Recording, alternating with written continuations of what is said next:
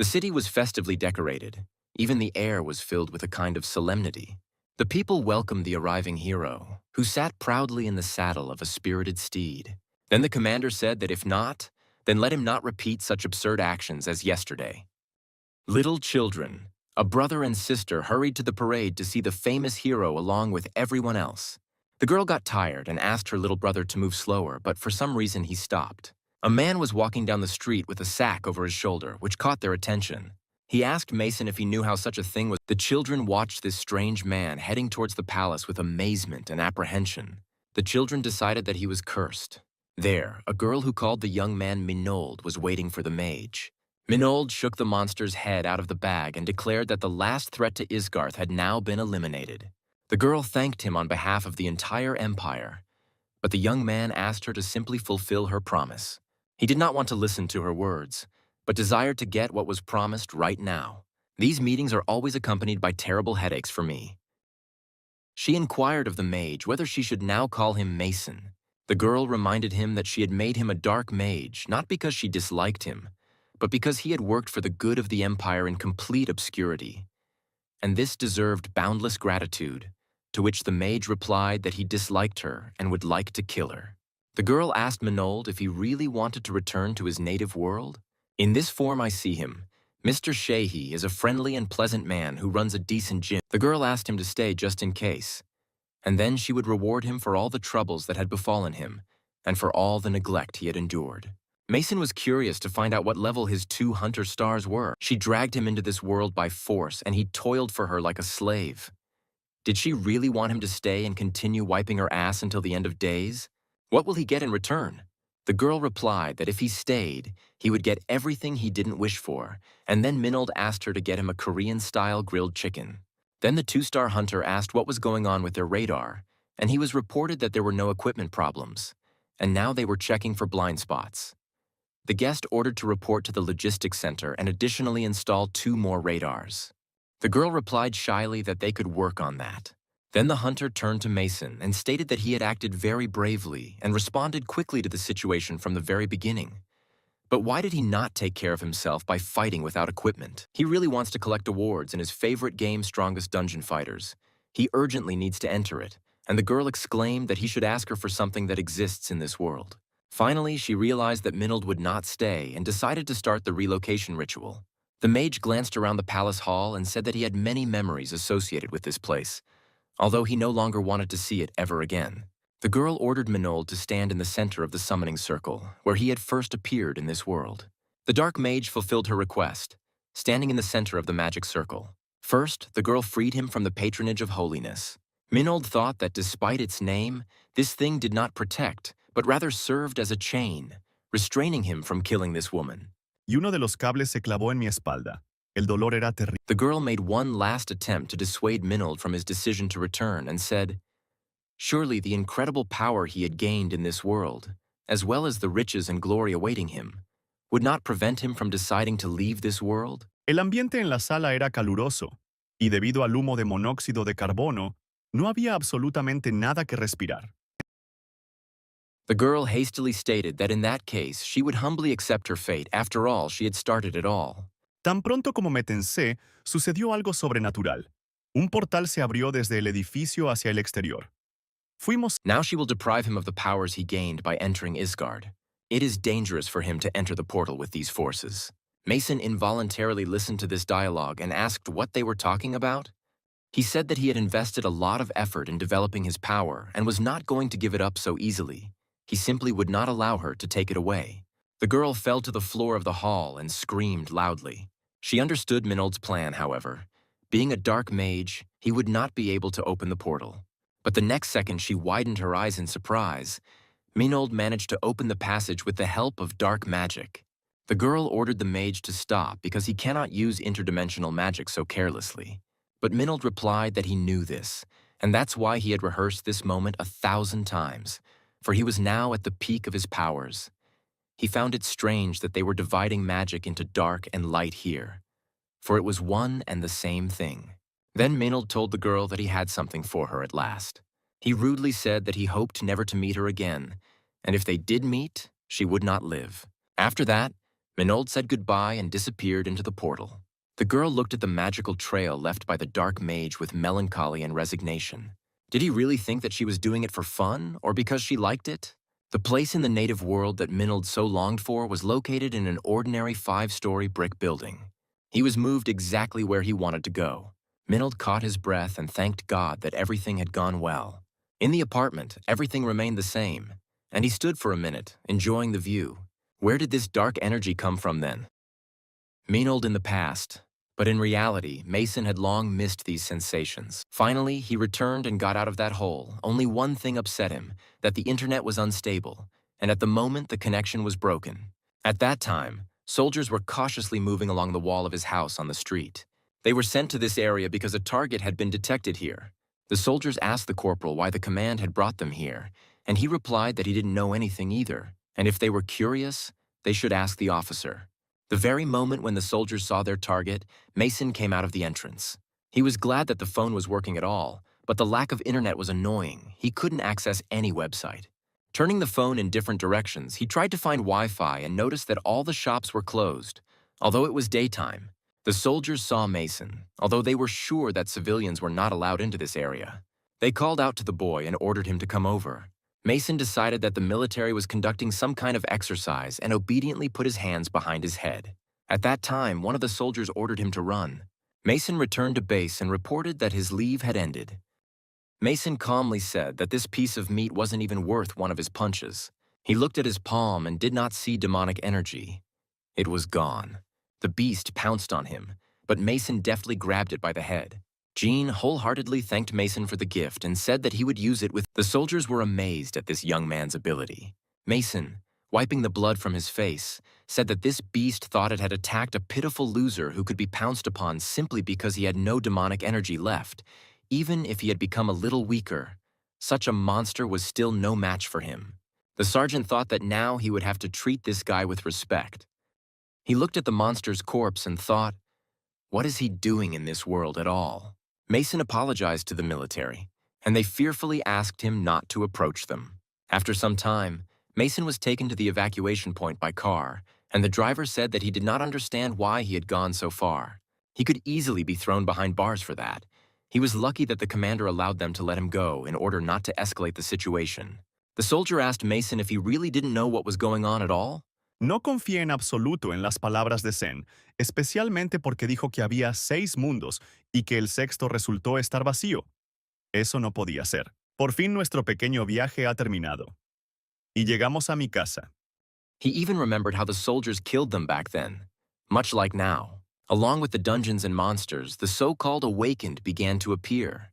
They are significantly superior in strength to ordinary people, and from the awakened, a squad of hunters was formed, whose task is to immediately destroy monsters that have escaped from the dungeon. Before that creature summoned him, there were no problems with monsters in Korea. Mason realized with annoyance that the strongest fighter's server on his phone still hadn't opened. He decided to take the exam as serious. The military driver, meanwhile, did not believe the passenger's words, for the whole world was in the same situation, and he said he knew nothing, which seemed suspicious, but he did not want to get involved in this matter. Mason turned to the military man and asked if people were able to evacuate painlessly, especially game developers, as he wondered if it was possible to find a job now, especially in a game company, and what had actually happened. Why was there such a mess in the country? The driver agreed to tell Mason everything he knew. He had the highest score in dungeon theory and monsterology at university. The reason why the situation has deteriorated so much exists. Pero en ese mismo momento el mango salió disparado hacia arriba y atravesó el techo. One day, dungeons simply started appearing more frequently and becoming larger. And worst of all, the number of giant monsters has also increased significantly. Due to this, it became more difficult for the military to control the situation, and eventually, they even had to cordon off several of the most turbulent living areas. Since then, the army has been constantly trying to push back the monsters, but there are simply not enough people. Aún así tengo dudas sobre esta organización mágica. No en vano todas las personas poderosas del mundo son... The soldier asked Mason how old he was, and he replied that he was about 21. The driver reminded him that it meant Mason would soon have to serve in the army for a whole 5 years. The youth was surprised, and the military man explained that due to the deteriorating situation, the authorities had changed the law, and now everyone served for 5 years, not just the awakened, and if he was 21 years old, he should have already received a summons. ¿Es posible que después de tantos años sigan igual de interesados en este mundo? ¿Por qué quitarles la vida a otros solo para poder seguir viviendo tú mismo? At that time, a message titled as an address to the nation came to the phone. This was a message about the start of his military service in Unit X. Prefiero ser ese desertor que morir por el gremio. Empacaré todo lo que necesito y me iré hacia el atardecer. He praised the private for his skill and, taking a chocolate bar out of his pocket, handed it to him as a reward. The soldier replied that there was a shortage of people, which is why the medical examination was now being conducted on site. And as for the date, he had apparently missed the previous reminders. Bueno, sí, solo una persona sorda no podría oír esto. Este es el fracaso del siglo. Gracias a mi forma atlética, logré escapar de este agente. Sí, estoy bien. When he was drafted, he was a 12th grader without a single friend. It was his lost paradise. The problem was not in his movements. Jin lacked something else. Mason entered the club and personally thanked the owner for not closing the computer club even in such difficult times. A pesar de todos estos argumentos, continué mi camino. Mientras tanto, Zen voló como un halcón y pensó en la razón de mi escape y mi destino futuro. Over the loudspeaker from the control room, it was announced that all the hunters taking the exam must report to the stadium. However, for some reason, his body was completely deprived of the demonic energy that was the source of magic. He was not entirely defenseless, and perhaps could still clear all the dungeons on his own. Mason decided to do just that. He firmly decided to destroy all the problems himself. Then Martin ordered to board the arriving bus quickly and in an organized manner. No me rendí y seguí huyendo de este agente. Dejé que Everyone looked depressed. Suddenly it was announced that the recruits had to proceed to the auditorium urgently, and Mason wondered if the army would be tougher than it had been for him in Isgard. All the new recruits were lined up in front of the podium and ordered to stand at attention. The instructors ordered not to push and to follow all their commands. Por supuesto, este idiota narcisista me perdió entre la multitud. Pensó que me rendiría ante él tan... He said that the attitude towards hunters is completely different from that towards members of other units, and the salary there starts from 3 million won. The soldiers were led to the center for a written test and seated at the tables. Only one newcomer raised his hand, and the instructor told him to come forward. Unexpectedly, the guy soared into the air and jumped onto a platform 5 meters above the ground. Allí le esperaba una sorpresa, o mejor dicho, nada. After that, he said that he was a recruit named Mason and he would like to become part of the hunting squad. In the cave of the Forgotten Canyon of the northern region of Isgard, Minold sat on the corpse of the monster he had killed. He said, addressing either himself or the dead animal, that dark mages have nothing but problems. It's the worst choice of occupation. Although they have wild skills, without demonic energy, it's all useless. Duke reminded that 3 divisions had gathered here together, and they must be honest and compete in good conscience. Earning energy while spending it is not very profitable, and for a dark mage to join a normal squad is practically impossible. The reputation gets in the way. It turns out that he has to wander through the dungeons alone, and if his demonic energy runs out inside, he's dead, so he has a question. How can a dark mage earn demonic energy more or less effectively? Minold surveyed the monsters he had killed, glanced at the campfire he had just lit. A deathly silence reigned around. He decided that he did not hear a response because everyone was dead, and then he went to the arachnid nest, where the hidden dungeon boss was located. But he too was silent. Finally, the boss emerged from the shadows and Minold was delighted by his appearance. Otherwise, he would have almost died of boredom. The boss furiously looked with his numerous eyes at the corpses of his brethren. A maw with crooked teeth opened maliciously. Minold did not like his answer to the question, and besides, the monster's mouth stank incredibly. So the mage struck the beast a powerful blow to the head. Minold was at the peak of his glory, and there were 645 days left until his return to Earth. He advised the diffused monster to pump up his physical strength. Now Mason was enjoying coffee brewed for him by the battalion commander himself. The commander was pleased with the recruit's enthusiasm and asked him to explain why he wanted to join the hunting squad so badly. Things in Korea are bad these days, and many are moving to other divisions, even the awakened ones. But Mason replied that he simply had some business in the dungeon. The test will start with the person whose name is called. Mason was becoming more and more likable to him, since all Korean dungeons were under the guard of the army. Y aquí está la sede. donde pronto hervirán las pasiones. Each of them possesses unique skills. Private was eliminated, and Chase announced that if a person does not score 40 points on this test, the exam is considered failed. Mason dreamed that if he got into the Hunter squad, then in theory they should let him into the dungeon, and there he would deal with most of the monsters on his own. Dubaya solo se rió de los argumentos de la gente. No entendía cómo una persona que sentía magia en su cuerpo podía negarse a ello. Todo era una tontería, nada más. Soul from the 104th Division passed the test with 50 points. No sé por qué esta persona me necesitaba, pero le rogó al agente Jean que me encontrara. Then the creators of his favorite game will finally be able to calmly finish developing their new project, and he will become rich and successful. There was a knock on the commander's office door, and Sergeant Hazy from the hunting squad entered the room. Mason, seeing her impressive performance, remembered that she had received a special distinction along with him. Mason was next invited to take the test. Cuando llegó mi turno de presentarme, el sheriff me miró extrañado por alguna razón, como si sospechara. Mason thought with displeasure about the fact that this guy was saying something unimaginable. Could all hunters be like that? But in the army, there are such rules. Once told to do something, he must obey.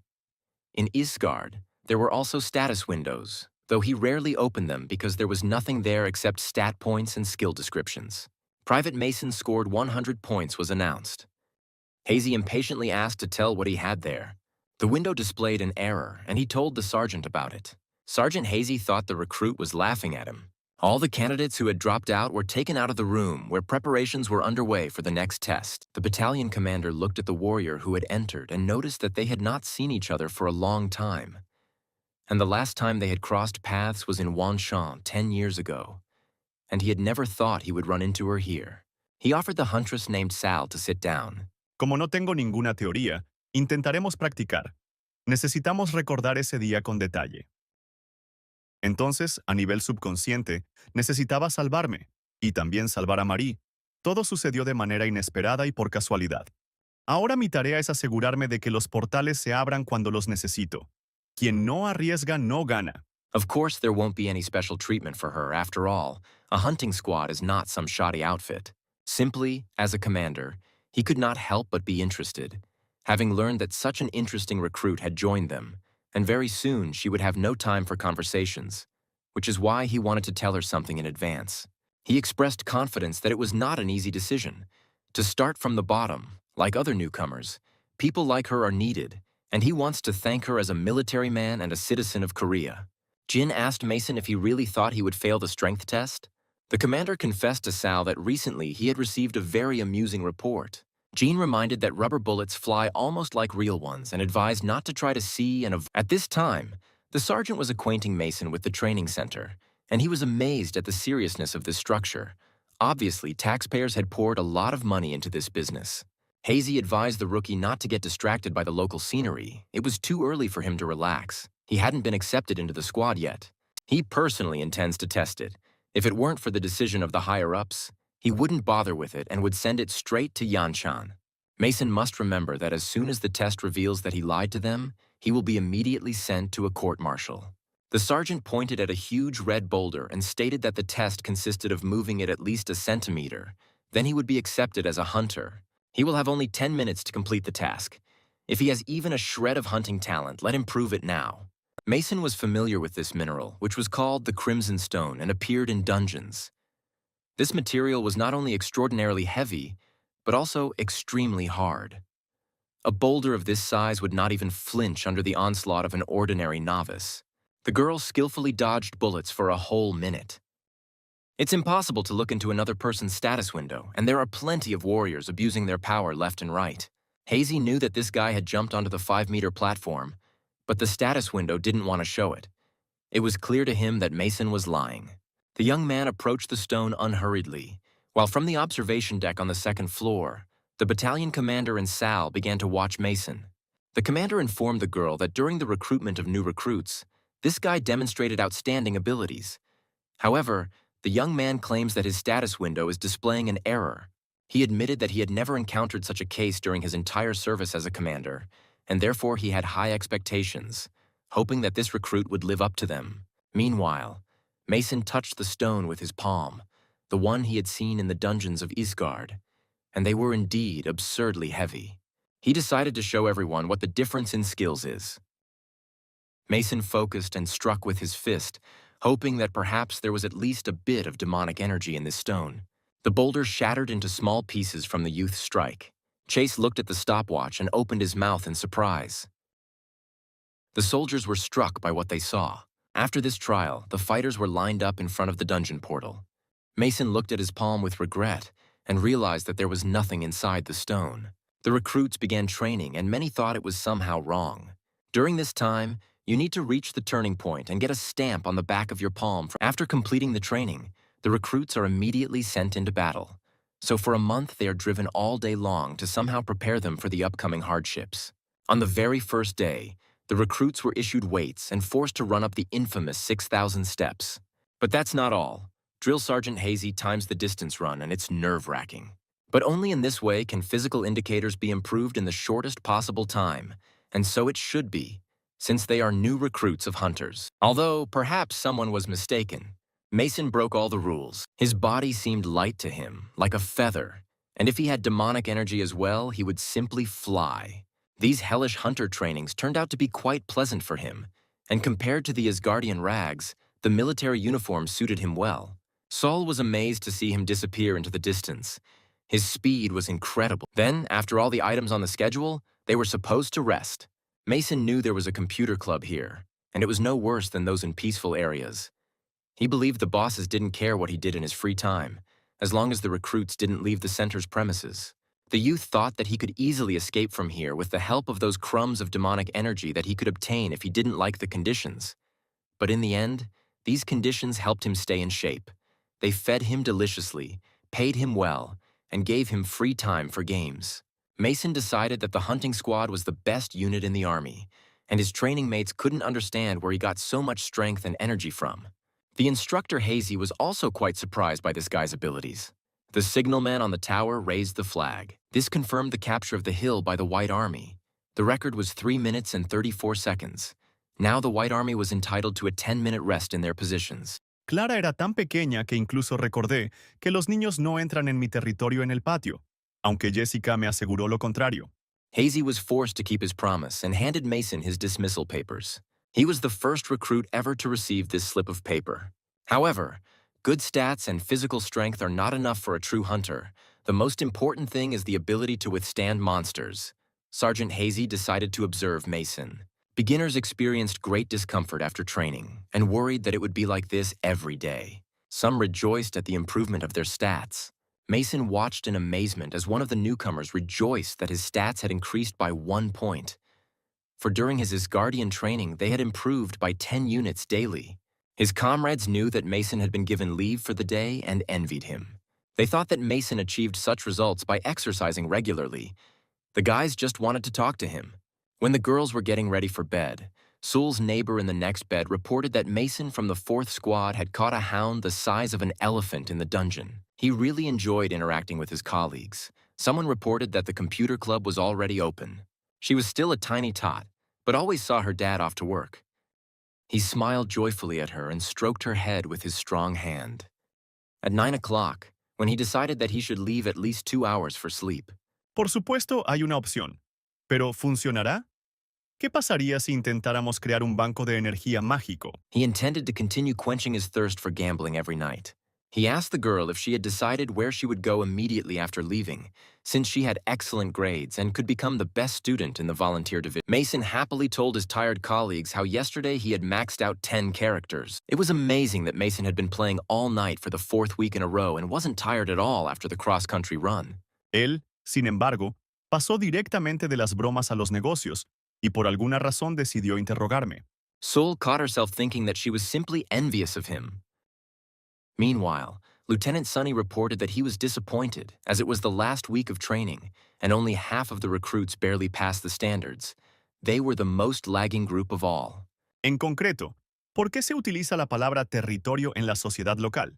With such a mood, they won't be able to handle the final stage of the exercises, preparation for work in the dungeon. Mason knew well that most dungeons disappear after all the monsters inhabiting them are killed.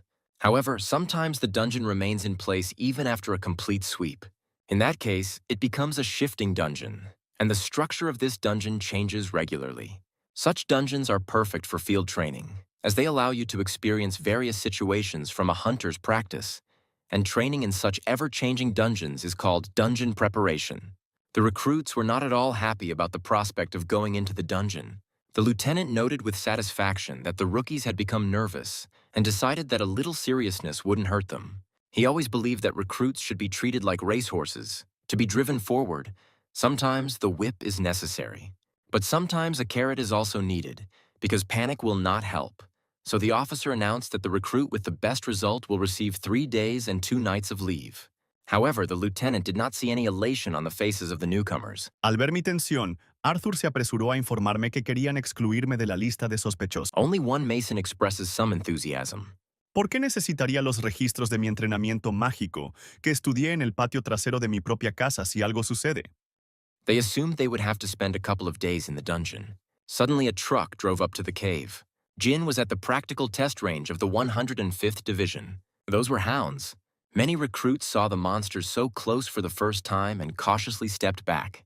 For Mason, these beasts were no more dangerous than chihuahuas. The lieutenant expressed dissatisfaction with the recruits' fright, and yet they would still have to deal with these monsters. The commander ordered the rookies to split into groups of 4. Each group would have to defeat at least one hellhound and return from the dungeon within an hour. Sonny ordered them to cast aside their fear and fortify their fighting spirit. Sergeant Hazy ordered the recruits to approach him one by one. He handed out a special protective suit of the hunting squad to each person, which was designed to protect the body in extreme conditions. It was very heavy and simple in design. Many people's legs buckled from this thing, but Mason found that this suit had no mobility or comfort, only exceptional protection. He felt the smell of sweat and fear of the previous owner. This protective device had an unpleasant aura, and the young man didn't like it. Mason asked the lieutenant if they could take off their armor right after killing the hounds. Sonny wanted to scold the rookie for his insolence, but seeing that he was the best of the newcomers, he allowed him to act at his own discretion. However, he must remember that this is a team exercise and he cannot do everything for his comrades. He expressed a desire to see how Recruit Mason is able to work in a team. Comrades of the former mage could not understand how they would kill the hound with the help of this useless protective suit, and Mason decided to devise a plan. It was very simple, and he decided to tell his comrades how to properly kill hounds. However, in real combat, everything is much harder. Hounds will lunge at them in attempts to bite their necks, and when they leap, they should simply grab their paws and break the monster's spine. Usually this is enough to kill the hound, but if it's still alive, they just have to pull its 2 halves in opposite directions and tear it in half. Alpha Chester sabía mucho más, pero aún no había confirmación de ello. Meanwhile, the lieutenant announced the start of the training, and the instructor opened the cage with the animals. Jin lowered his sword and followed the instructor's order, leaving the training. Mason explained to his astonished comrades that these monsters had spent the whole day in some cage, and were now heading home. Perhaps he was still not entirely confident in his abilities. They asked Mason where he knew monster psychology so well from, and the young man thought about how he himself had been one. The lieutenant ordered his subordinates to stop laughing and chatting during the training. He decided to send Mason's team into the dungeon first. Chase, seeing that he had chosen the baton, assumed that it would not be easy for Mason. Lieutenant Sonny radioed the instructors inside the dungeon, ordering them to stay vigilant and monitor the situation in case the recruits found themselves in danger and needed assistance. The pair of instructors in the dungeon received the commander's order. Si no logras ganar dinero, al menos deberías proteger tu hogar con la ayuda de la mano. The Corporal Dave's partner reported that the recruits of the first group had already entered inside, while the rest were outside. In just 4 seconds, nothing remained of the monsters. Dave knew that this guy was under special surveillance and he was the strongest rookie of them all. His achievements during 4 weeks of training are mind-blowing, and he will probably also show top-class performance in the dungeon. Por supuesto, miré el arma, pero no había garantía de que me salvara de los agentes mágicos. Of course, he could quickly finish it off by killing all the hounds himself, but then his teammates would not gain any combat experience. A pack of hounds, meanwhile, rushed at the recruits. Noticing the fear on the faces of his comrades, Mason asked them not to be afraid, for the suits they were wearing were really sturdy. He decided to take command and wondered which of the monsters would attack him first. The beasts were already quite close. The leader of the monsters, who was slightly ahead of his kin, Mason knocked out with a single blow. Mason replied with a smile on his face that he would watch their further. One of the newcomers who was attacked by the beast asked for help. Mason killed the second animal with a powerful kick.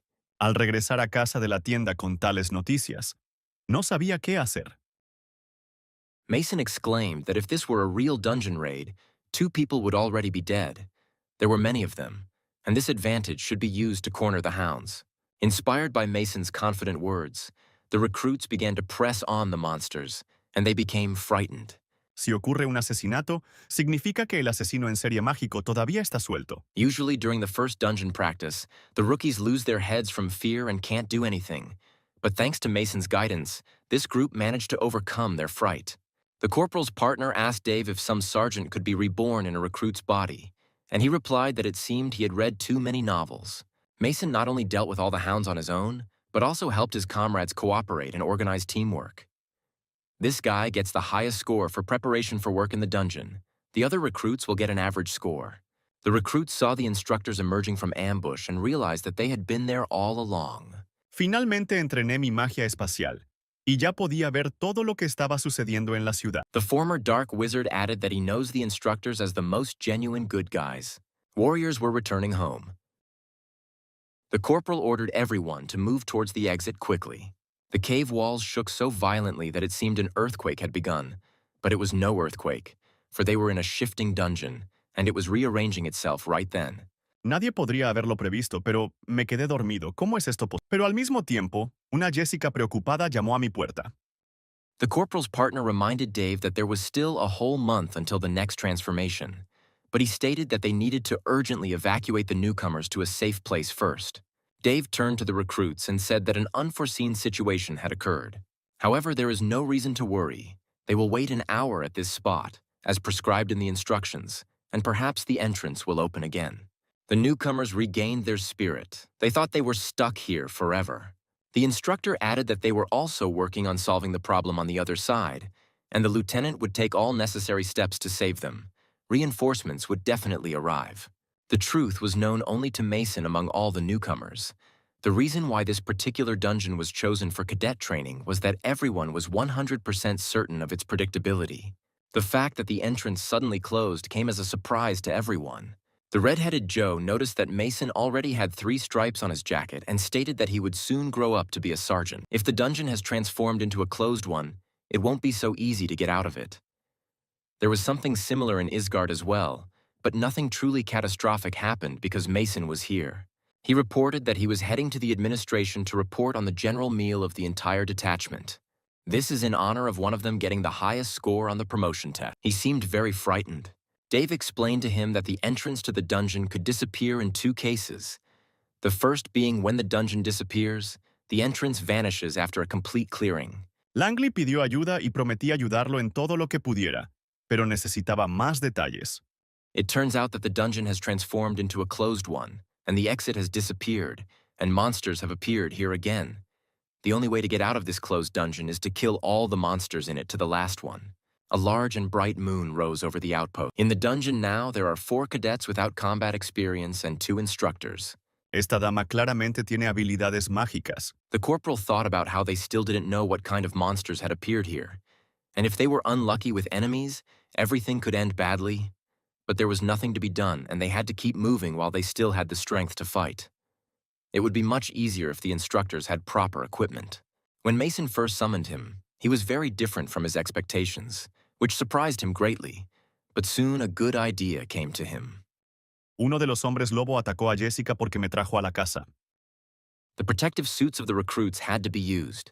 The cadets need to be placed in front so that they take the hit with these heavy suits, while they, the instructors, will kill the monsters distracted by the newcomers. Estas palabras o mis acciones provocaron la ira del sheriff, pero volvió a preguntar a todos si habían escuchado mis palabras. Suddenly something caught Mason's attention. Dave suddenly fell to the ground, clutching his throat with his hands, and his partner rushed to help the corporal despite Mason's protests. It was a sergeant, and Mason quickly said that he just hadn't had a beer for a long time and that's why he went out to get some fresh air. Mason ordered his team members to stay in their places, warning that anyone who approached the instructors would meet the same fate. He reported that nothing serious had happened to them. It was just a feint. El sheriff explicó que la manada de hombres lobo actualmente no puede contraatacar debido a su gran número, y que simplemente están siendo asesinados. The sergeant immediately asked him not to relax and to continue in the same spirit. The recruits warned Mason that going alone was dangerous, since even the instructors couldn't handle it. However, Mason had already delved into the dungeon and was glad that it existed on Earth as well. Demonic energy.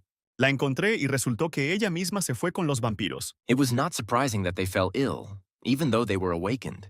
Before going into the dungeon with traces of demonic energy, the Asgradians were given special protection. For ordinary people, the influence of demonic energy can be fatal. For dark mages, demonic energy is like a phone charger. The commander stated that this guy exceeded all his expectations. He also heard that Mason dealt with all the middle bats at the oil depot. Y con la ayuda de armas de fuego existe la posibilidad de matar a estas criaturas. Mason could not even dream of meeting the Dark Hound. The spread of rumors throughout the company is only a matter of time, in which case they will also turn their attention to Mason. For the first time, he encountered this creature about a year after being summoned to Isgard. He nearly died then because he had never read about this species in any book before, and of course, tried to attack it. Pero necesitamos preparar algunas cosas para el trabajo. Mason met the monster's attack with a direct punch and thanked her for the treat of dark magic. Perhaps they are witnessing the birth of a new legend. He was still nauseated by the smell of blood. After the death of the Dark Hound, a lot of demonic energy spills out of it, which is why they are difficult to defeat. The blood of this monster is poisonous, and upon contact with it, ordinary people's skin begins to rot. In the morning, the soldiers suffered from hangovers. Mason found it very pleasant to absorb demonic energy for the first time in such a long time. But what is the Dark Hound doing in this world? He thought such monsters only dwelled in Isgar, however. It's good that there are also monsters containing demonic energy on Earth. But judging by the instructor's reaction, you don't often meet such people here, and there was no mention of demonic energy at all during the lectures and training. The probability that the Dark Hound made an interdimensional journey is zero. Only a very powerful dark mage, like him or a priest using divine powers, is capable of such a feat. Creating a portal is not accessible to everyone. He asked Mason if he had been to the gym, and he replied that he hadn't had a chance yet. The sergeant asked him not to be shy and to come, since he was now also At this time, the instructors were gradually coming to their senses. The corporal promised to do it, for this man was from the VR team of hunters. Finally, they were convinced that everything was in order and there were no casualties. The truth is, they learned with trepidation that Mason had gone off alone to explore the dungeon. The corporal was beside himself with rage. How did he even think of separating from the group in such a dangerous situation? By this alone, he deserved to be kicked out of the training center. But for now, he has no right to talk about it. He was supposed to protect the recruits, but he fainted. And now they had to urgently follow Mason's trail. And at that moment, they saw him. Mason returned not alone, but with prey on his shoulders. There was also an opportunity to choose a weapon. The instructors curiously examined the monster's dead body and concluded that it was because of it that they had lost consciousness. Everyone was amazed that Mason alone had brought down such a huge monster, which was incomparable to ordinary hounds. Suddenly, the entrance was illuminated by a bright blue flame. A portal had opened. Corporal Dave respectfully asked Mason if he had really handled that hound by himself. Dave ordered his partner to take all the rookies outside, and he would catch up with them soon. Pero Arthur no me escuchó y continuó haciendo preguntas, diciendo que yo no olía a magia en absoluto. He should not omit any details, including the incompetence of the instructors. Fue una batalla que valió la pena, ya que pude recolectar muchas cosas interesantes de los vampiros con las que necesitaba lidiar. Estaba a punto de irme cuando Jessica salió corriendo tras de mí. Mason thanked the corporal shyly for the kind words. Dave replied, pulling his cap over his eyes, that a real man should be able to admit his mistakes, but it was time for them to head back. The corporal could not imagine how he would report everything to his superiors. Mason thought that the last week of training had been eventful. The golems looked powerful and very lifelike. The screen displayed a message that the error had been fixed, but the young man did not understand what error it was. Mason now anticipated a real monster. He read in the status that he is the founder of the Sistrenka Lumi cult, the best character with the idiotic skill of spoilage. He looked around joyfully and realized that everyone had finally arrived. Having achieved the best results in dark magic during his stay in Isgard, he created this cult for a joke, to fend off fans who followed him everywhere. After that, the number of fans only increased. But Mason felt that he had significantly weakened, and his stats became much worse than he had expected. Having discovered that upon returning to Earth his demonic energy had disappeared, he decided that he should expect other unpleasant surprises as well. But that was already too much. Out of the countless number of skills he had managed to master, he had only one left, and even that was spoilage. A very weak skill. The effect of the curse is just a stomachache. The simulation was completed. Esperaba que cualquier rastro que pudiera haber dejado ardiera en el fuego y nadie pudiera descubrir nada. Now he had a clear goal. He urgently needed to regain his strength. Mason didn't even expect that, so to gain skills, you don't even have to go to the dungeon. No matter what, it's better than those days in Isgard when he had nothing else to do but endure. The developers had to wait for him. In the training center, utter chaos reigned. The fact that the dungeon closed during the exercise and the lieutenant was unable to give clear orders was an emergency situation. In addition, the rookie eliminated several monsters with his own hands without outside help, while the instructors were immediately eliminated. Due to a series of unforeseen events, the recruits who were supposed to be assigned their first rank and released peacefully before departure now had to wait for the command's decision. Jin could not believe that Mason had done it alone. Mason suggested to Private Jean to go and talk about it in the training room. It was assumed that this guy could easily become a sergeant within 2 years. Fue el turno de Felicia Black de ser examinada. Sonny greeted the newcomer. Then he dismissed from the office the errant soldier responsible for checking the dungeons. The lieutenant punished him for negligence. Then the officer informed Mason that he had summoned him for a special conversation. Sonny informed the young man that he had scored the highest score and had an offer. The soldier awaited the sergeant's order. The sergeant ordered the private to tell Mason that the commander was looking for him. Lieutenant Sonny thought of Mason as an unusual guy and thanked his fate for being lucky enough to live to meet him. Who knew that the Heron would turn out to be such that even excellent recruits would seem like a brood of chicks against her background? Y en segundo lugar, era un residente local que no se llevaba bien con los chupasangres. The commander told the guy that he knew that Mason wanted to climb the career ladder as soon as possible. But according to the rules, privates could not apply for a promotion during their first year of service. Pero Rey no confiaba en él y confiaba en sus propias habilidades. Yo, a mi vez, decidí averiguar qué logré sacar de la guarida de los vampiros. On his mighty shoulders lay an enormous barbell. Lieutenant thought that perhaps he had gone a bit too far with Chervone. It was unlikely that Mason was that desperate, but a promise of promotion wouldn't be enough here. En el fondo de la bolsa encontré placas de cerámica pintadas que podrían haber pertenecido al mago, pero aún no hay tiempo para clasificarlas. Even in Isgard, there was something good where the strength indicators were increased by 150%. It was a good skill that became more effective as the indicators grew. In fact, Mason didn't care where to serve as long as there was career advancement, and if they made an exception for him, that would be perfect. In addition to everything else, there are a bunch of dungeons in Chervona, and that's exactly what he needs. For his plan, rapid advancement is simply necessary. The higher the rank, the more mobility options he has. Even a hedgehog understands that the fastest way to get a promotion is by defending dungeons. And that's why Mason agreed to the lieutenant's proposal. Mason thanked the private, still not hiding his delight at the acquired force skill. Y otra vez, en el momento más inoportuno, llegó alguien, aunque yo no esperaba. Comrades asked Mason to contact them as soon as he arrived in Chervon. The youth swore that he would not forget his comrades even in that remote place.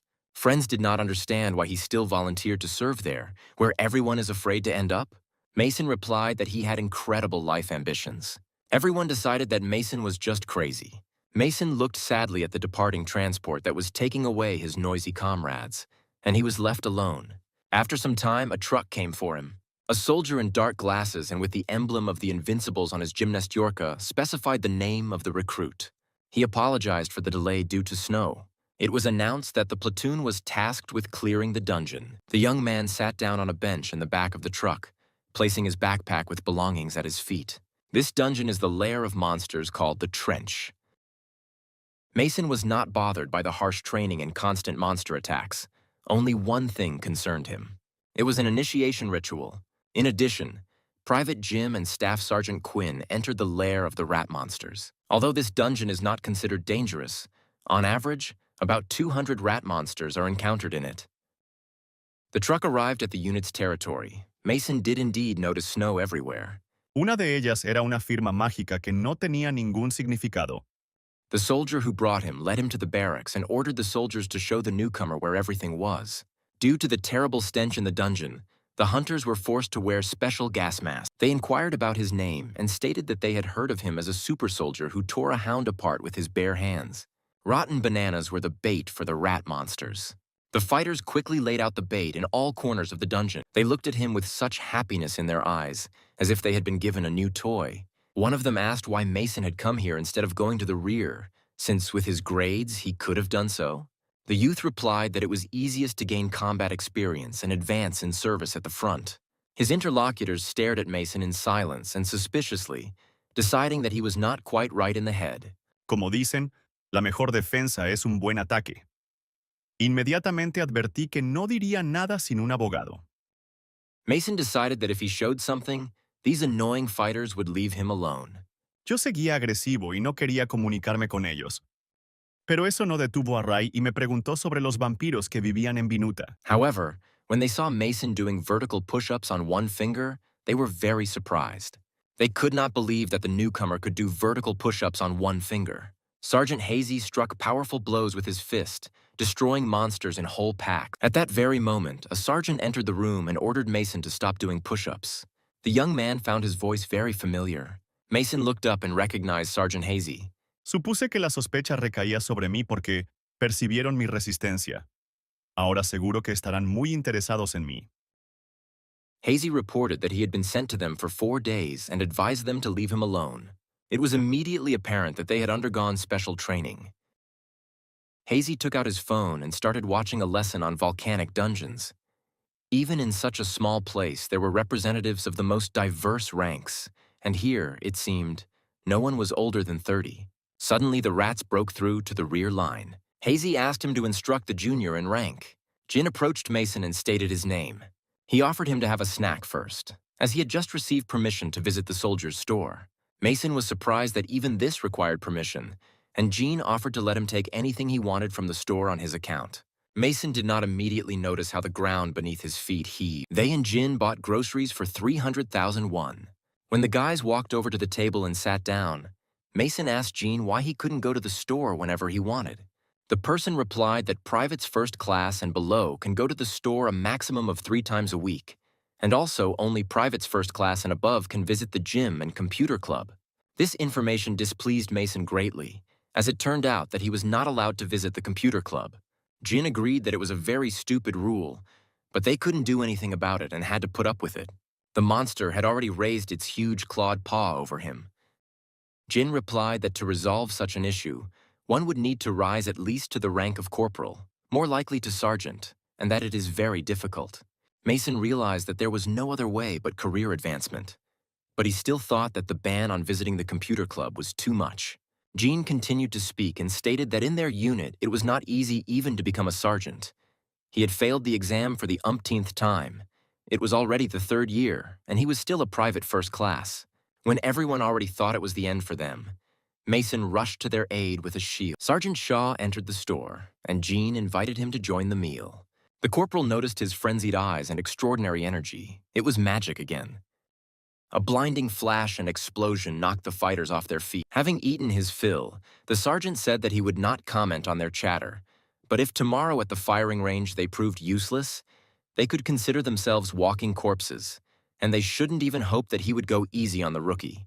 Lieutenant ordered Mason to leave the danger zone and called on the fighters to attack the monster. Sho stared at the private with a stern look and asked him if he didn't think he was asking too much of them, and Jean hurried to assure the sergeant otherwise. This sergeant was really getting on Mason's nerves, and he was running out of patience. He hid his hands under the table and used his spoiling skill, mentally ordering Shaw to spit out all the food. He was only worried that no one would see his magical energy. He began convulsively looking at the expiration date labels on food products. A rat, struck by the immense power of dark energy, fell to the ground. Ahora definitivamente estoy en la lista de buscados. Y el rodamiento claramente interesó a Rey. Mason shifted his gaze to his new companion and asked what he was saying about training at the shooting range. Jin explained that they would be shooting from a KH-2 with enhanced cartridges and clarified that this weapon was very powerful. And bullets during training exercises are like a pony for riding. They're bullets, like an unbroken Colt, and the recoil is much stronger, and besides, there's such a noise, as if you were firing from a cannon. Jin explained that monsters appear much more frequently here than in other regions, so stronger weapons are needed. At first, it may be a bit difficult to get used to, so he shouldn't worry if the sergeant bites him a little, it's normal. Encontré esta pequeña tienda. Parecía algo anticuada, rara. He reported that this monster was defeated by a single soldier. He was eagerly awaiting the next day. In the morning, the entire unit went to the firing range. Mason apologized for attacking without warning back then. Los libros eran regulares, pero los precios eran simplemente escandalosos. La pregunta es, ¿por qué? Y aquí encontré un libro que realmente vale la pena. Defensa mágica. Un tratado sobre... Ace inquired about Mason's condition, and he replied that he was fine. The best score of the squad was 14 hits. The commander of the 2nd Platoon of the 2nd Company of the 2nd Battalion, 2nd Lieutenant Charlie, who was observing the shooting from the command tower, could not believe the result of the rookie, and the 1st Sergeant Tommy standing next to him told him that there were rumors that this soldier was a genius. When asked by his colleagues how he did it, Mason replied that he simply followed the instructions. Los libros estaban levitando en el aire, y el anciano ni siquiera se esforzó usando magia. Yo estaba encantado. He could hardly wait to see his shooting during the evening extra practice. One of the guys who was in charge in the barracks asked the sergeant if it wasn't too early for the rookie to go for extra training, but he ordered him to put a helmet on his dumb head and go to work. Colleagues congratulated Mason on his skillful shooting and informed him that if he had hit all 20, he would have been given a day off. Y aquí vienen nuestros viejos amigos tratando de localizarme. Jin replied that usually newcomers are not allowed to attend additional training sessions until they get used to using their unusual weapons. They will explain everything to him in any case, but he can tell him briefly. During an additional training session, 2 squads simultaneously go through a kind of obstacle course. On their way to the finish line, they must deal with monsters. However, he assumed that Mason had killed the rat with his fist, and the young man replied that he had no other choice. Besides, you cannot hit the human dummies that sometimes appear on the path. Hitting a civilian once results in an automatic failure. Mientras tanto, leí aquellos libros en los que pensé que habría mucha información útil, pero al final no encontré nada valioso, excepto para qué sirven las baldosas cerámicas. Having listened to the private first class, Mason thought that the obstacle course and live monsters were a lot of fun. Mason's scores are almost twice as high as most sergeants. Jin, sitting at the table opposite Mason, couldn't stop marveling at his successful shooting, to which the young man replied that his 13 hits were also an excellent result. En un día pude visitar un buen número de tiendas. Conocí vampiros, hombres lobo y magos. In this matter, Sergeant Hazy is a real ace who averages 17 hits and is considered the best shooter in the squad. He could even be taken as a sergeant already. There are cyber lectures and all sorts of other gadgets. Jin told Mason that he had no doubt about his excellent results in the extra training. The lieutenant did not insist, but said that if the corporal changed his mind, he could tell him, but the comrade replied that people are assigned to groups by those senior in rank, so he could not promise him anything, and Mason inquired about the selection criteria. Jin услышал, что это банальная лотерея. Staff Sergeant Quinn announced that the training would begin in 5 minutes and ordered all soldiers to put on bulletproof vests, lining up in a row. Mason, along with other colleagues, received his vest. Sergeant Shaw approached the young man and said that he was assigned to the same squad and the difference in skills would be radical. Still, for a private to become a sergeant is as difficult as crawling to China. Mason thought that this bastard didn't understand anything and kept messing with him. The show reminded that the average time for passing the obstacle course is 3 minutes, and asked Mason if the newcomer could stand out here as well. Esta chica también parece estar buscando algo y claramente no está contenta con algo. The show didn't like that the newcomer was silent, and he continued to verbally mock him. The sergeant said that if Mason dragged his feet, he would give him a beating. And in general, there is a certain level in everything. Unexpectedly, Sho bowed to Jin and thanked him for the rescue in the dungeon. At first, during the training, 2 people descend together into an underground training complex. Here, the soldiers will have to destroy monsters. At the same time, they must protect civilians, or rather dummies representing them. Me presenté como una persona interesante. Denver Brown, profesor. The one who clears the strip as quickly and neatly as possible will be considered the best. The winner will be the one who ultimately presses the red button located at the finish line first. On the screen, the judges can observe icons of monsters of different sizes that the competitors encounter along the way. The more dangerous the monster, the bigger the icon on the screen. On each lane, there are two monsters, and random enemies appear there. No one ever knows what to expect. John met a rowing toad on his way. She praised the knight for a good job. On the screen, it was noticeable that Kim was moving faster in his lane, although he was less lucky with the monsters, and the opponent still had a chance to catch up on time. Kim destroyed the first monster and continued moving. He decided that it would be easy. He would just kill the next monster and rush to the finish. However, this monster turned out to be very strong. She parted the fabric covering the cage. Deep inside the cell, the monster's emerald eyes glowed. De repente su mirada brilló y me preguntó si había encontrado. But she had already started the ritual. The screen displayed John's lap time. Red-haired Joe, leaning on a shovel, discontentedly asked why they had to do the construction work and how much longer they would have to suffer. When the breathless Kim appeared at the finish line, John asked him why it took him so long to get here, how he was going to defend the motherland if he was such a slowpoke, and besides, he had now lost him a pack of goodies from the store. It turned out that not only did his partner arrive late at the finish line, but he also shot a civilian, so he could have taken his time, as Kim would have been disqualified anyway. Watching the soldiers of the first detachment, Sho realized that they had even made a bet for food. Mason approached the sergeant and suggested making another bet. He suggested betting on a wish and let the strongest win. Shu laughed but accepted the offer. The sergeant, in fact, reported that he had no desires that an ordinary private could fulfill, and that he would have to give him his entire salary for at least the next 3 months. Mason was not surprised that this sergeant was gambling. He agreed to give up his salary for 3 months if he loses. Then the sergeant turned to the commander and said that he had gone to the divisional headquarters for supplies and overheard something. First Sergeant Quinn called the next group to the start line. Joe, upon hearing this, wanted it to be a joke. Para confirmar sus palabras, dijo que podía concertar una reunión con un mago que conocía. At first, he did not intend to stick his neck out, understanding that it was not worth doing. But he simply lacks the maturity not to react to provocations. Many already knew that the sergeant and the private had made a bet and could not understand the point of it, since the private had no chance of winning. Suddenly, the venue of the competition shook as if from an earthquake. Mason asked him who he was talking to. On the observation screen, everyone noticed a huge icon that appeared on one of the obstacle strips. Mason, being on it, noticed that the ground under his feet was shaking and decided that it was happening because of the monster. What he saw exceeded all his expectations. Mason looked at the huge monster and asked it what it eats. Without wasting time, he attacked Mason. The recruit barely managed to leave the area of his attack. Mason understood that indiscriminate shooting in all directions would cause him problems, and if he hit a mock-up representing a civilian, he would be disqualified. The horned monster was already looming over Mason with its huge body. Una vez que todo estuvo decidido con los hombres lobo, estos agentes lo investigaron todo. Its clawed paws reached out towards Mason's body, but his dark magic had already left its marks on the monster's paws. Soon the skin of this monster will start rotting everywhere. Eso significaba que no me había distanciado de ellos tanto como me hubiera gustado.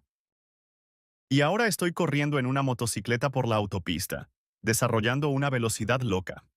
Its other name was the Devouring Demon, which absorbed energy, and then its regeneration increased and its attack power rose sharply.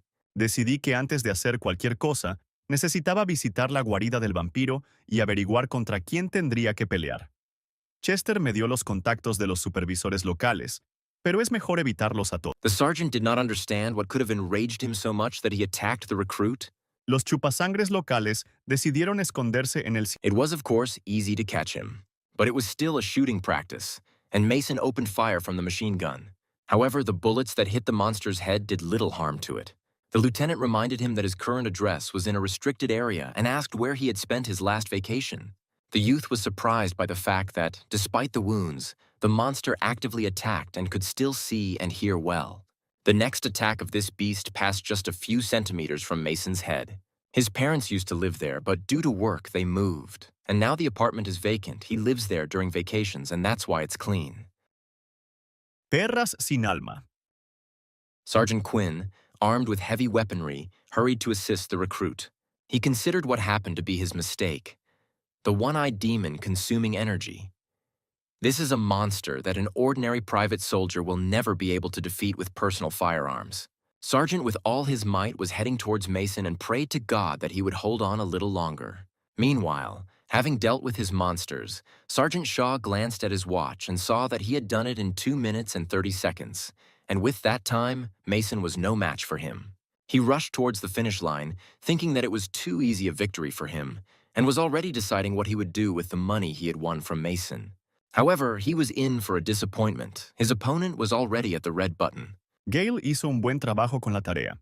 Sergeant Shaw cried out in indignation and resentment. Mason bypassed the security by sneaking across the rooftops of adjacent buildings. No one had ever finished the first extra training session in under 2 minutes, and everyone considered the rookie Mason a real machine. He was curious to find out what creature would meet him there this time. He called his little friend and asked him to find out what kind of monster was sitting there. The genie inquired how he managed to defeat the one-eyed demon, and the young man replied that he simply followed the instructions. Pienso que las termitas se las arreglarán perfectamente con las caras de estos chupasangres. The sergeant indignantly replied that the victory was unfair and therefore the dispute should be annulled. He explained that initially there was only one condition. He should not come later than the recruit. But during training, everyone must kill 2 monsters, and only after that go to the finish line. As the rules require, he killed 2 monsters, but the rookie only 1. That's why he didn't lose the bet. Los vampiros ni siquiera entendían lo que les esperaba. Estaban disfrutando su momento. De repente apareció un pequeño regalo. Mason saw how vile this man was, but despite it being an unusual case, he felt disgusted that he had landed the winning punch during extra shooting practice, so he just wanted to bury this dispute. Mason asked Shaw why he was sorting things out with Private First Class Gene instead of him personally. Sergeant Hazy then joined the conversation, stating that Shaw should be ashamed because the recruit had been in serious danger. Usually a one-eyed demon is quite harmless, but when it mutates, its danger increases several times. It's much easier to kill 2 monsters than to deal with it, isn't it obvious? Mason used the disassembly skill. He asked him if he boasted about his title through his successors, and Hazy replied that it was Shaw who boasted about the title. Shaw backed down and asked Hazy to sort it out, not in front of subordinates. It was just a joke on his part. Mason saw that the goblin had ruined his clothes. Having a high rank is quite convenient, especially when you see the person who used to run everything here so obediently submitting to you. Y convertirse en una chuleta, a pesar de todos sus escudos. Ahora todo ha terminado. He raised his hands and replied with a chuckle that he had nothing to say. Hazy walked away and said that's how it should be. Chester no tenía idea de que ya había completado una tarea y estaba esperando noticias de los vampiros. It became known that this happened because one junior sergeant who had served until promotion got into trouble in the dungeon, and Sergeant Hazy also nearly died. Mason asked Gene with annoyance. So there is no longer an opportunity to get a special promotion, and his friend replied that to do this, it is necessary to save civilians in an emergency situation. Y ya estaba de reconocimiento en el tercer nido. Era necesario averiguar cuántas de estas criaturas había. Había 13 vampiros y nuevamente un mago protegido, pero se sintió la presencia de alguien más. No matter how much Mason wanted a promotion, he could not wish for emergencies for civilians. It was believed that the North Korean army was virtually defeated, and the monsters came to the front line every day, however. It was very quiet here for now. He had enough of 2 days of an ordinary soldier's life. Now he wanted to start developing. Shard of a knife or arrow. Mason decided that this goblin was wounded by a hunter from the search party. But it seemed to him that he had seen something similar. All hunters were ordered to immediately gather at the oil depot and set up protective shields. Mid-bats are child-sized bats living in swarms. They are not particularly dangerous, but extremely agile. Mason decided to test a new skill level E. The appearance of these specimens at the oil depot constitutes an emergency situation in which the entire squad may be destroyed. Por regla general, mis explosiones también activaban las alarmas de incendio en este. Shooting at them with firearms was prohibited due to the nearby oil depot. Besides, the shots could attract other aggros here. They had only to observe the situation until people came who would set up shields. Mi aparición en la celda cerrada y también desde la pared los sorprendió y los asustó. Les dicté mis condiciones de liberación, que confiaran en mí y que sus ojos estuvieran cerrados. Stepping through the portal, Mason found himself in the city. At that moment, Mason appeared next to them and said that he would distract the monsters. The soldiers recognized the recruit from the second platoon. They asked him to leave immediately, since he would not be able to do anything without special equipment. The young man thought that he did not need it, for guests had arrived who would provide him with a promotion. In this situation, he can get the rank of private, having single-handedly dealt with an emergency situation in which the entire squad could have suffered, as well as experience as a bonus, so he does not intend to restrain himself. He concentrated his dark magic in his hands. On the way, they must deal with monsters and be in full combat ready. The commander ordered the fighters to prepare for the appearance of monsters. They saw flying toothy spheres. At this time, soldiers arrived with equipment for installing shields. One of the soldiers turned to Sergeant Hazy and drew his attention to what was happening ahead. Mason was dealing with the aggros, tearing them to pieces with his bare hands. La conversación fue interrumpida por una llamada telefónica. Sergeant ordered Mason to duck down and get back right now. What the hell was he doing there without a bulletproof vest?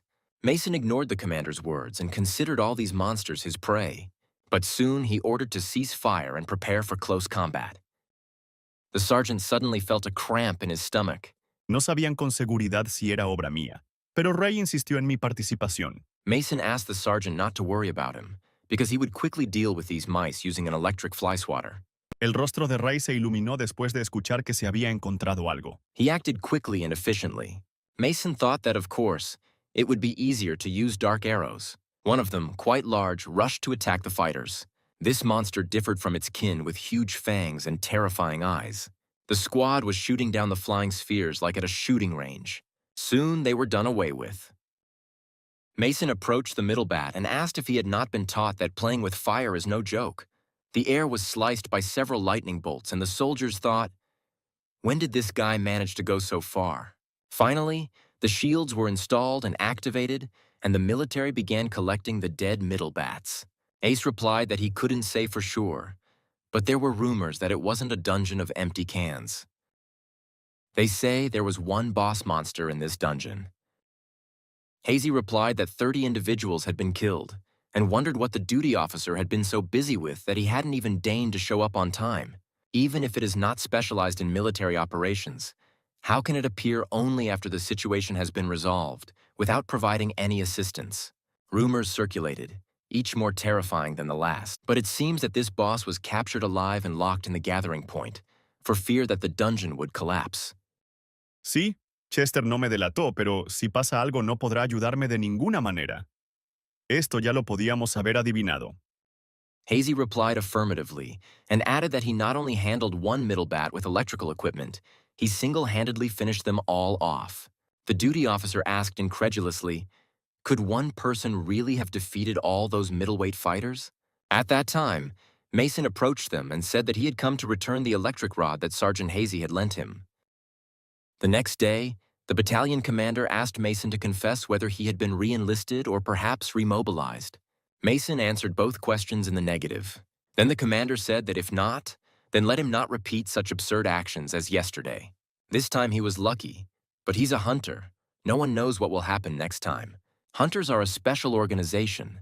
The only thing that distinguishes them from regular battalions in terms of scale is the squad level, 4 different divisions. Moreover, their battalion consists of a much smaller number of servicemen than a regular battalion. Mason couldn't understand why the commander had suddenly started talking about this, since the awakened couldn't be summoned indefinitely. He asked Mason if he knew how such a thing was possible. The commander himself answered the question posed, all because every hunter, from a private to a commander-in-chief, is an awakened. Of course, not all of them are fighters, especially many officers specializing in administration, studying monsters, military strategy, and weapons research. Mason recalled the duty officer who failed to spot the flying monsters on the radar near the oil depot. The commander continued and said that nevertheless, they are all awakened, and hunters are promoted solely on the basis of results and skills, not through barter. In the morning, when Mason was told that the battalion commander wanted to see him, he expected something good, but ended up enduring an hour of tedious lectures. The captain of the 2nd Battalion, as if reading the young man's thoughts, asked whether he was hoping for something, obviously because of the morning summons to the office. Of course, he should have done it, because today, the hunter from the 104th Squad who killed the largest number of monsters will arrive at their battalion. This man is a true legend among hunters. Soon, he was already being solemnly welcomed on the parade ground.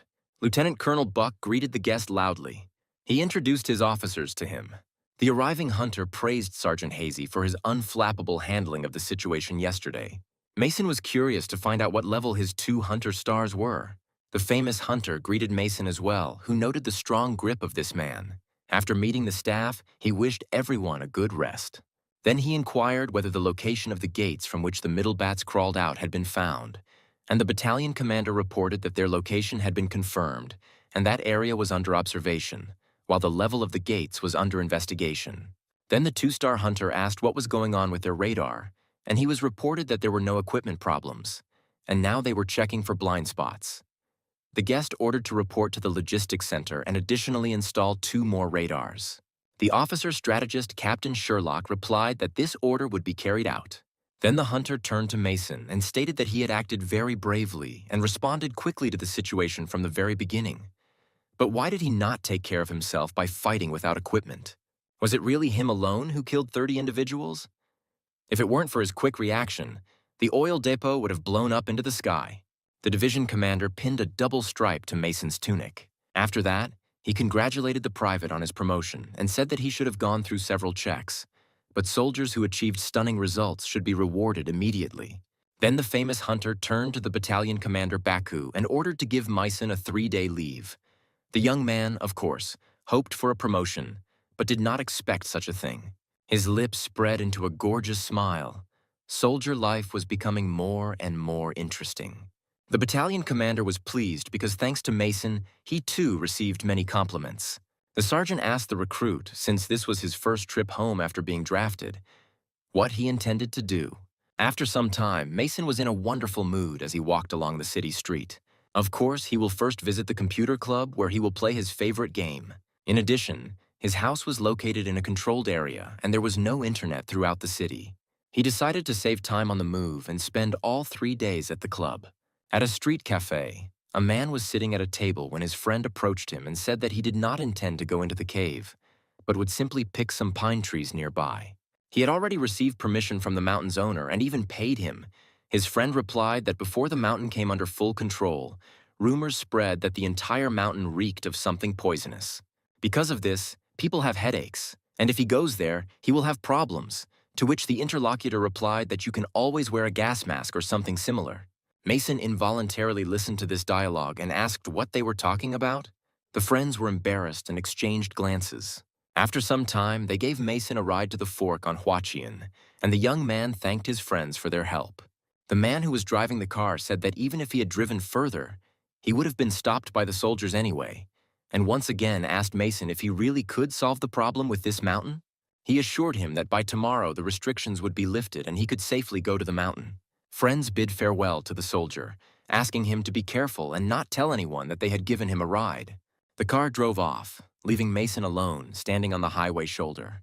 Mason refused the computer, and upon arriving in Huachin, immediately felt the familiar smell. It was demonic energy. At the foot of the mountain, there was a patrol of 2 people in gas masks, and the entrance to the mountain was blocked from the front, while from the side of the dungeon there was weak protection. Mason decided to use his skill to disable the soldiers. Suddenly, both patrolmen's stomachs started hurting.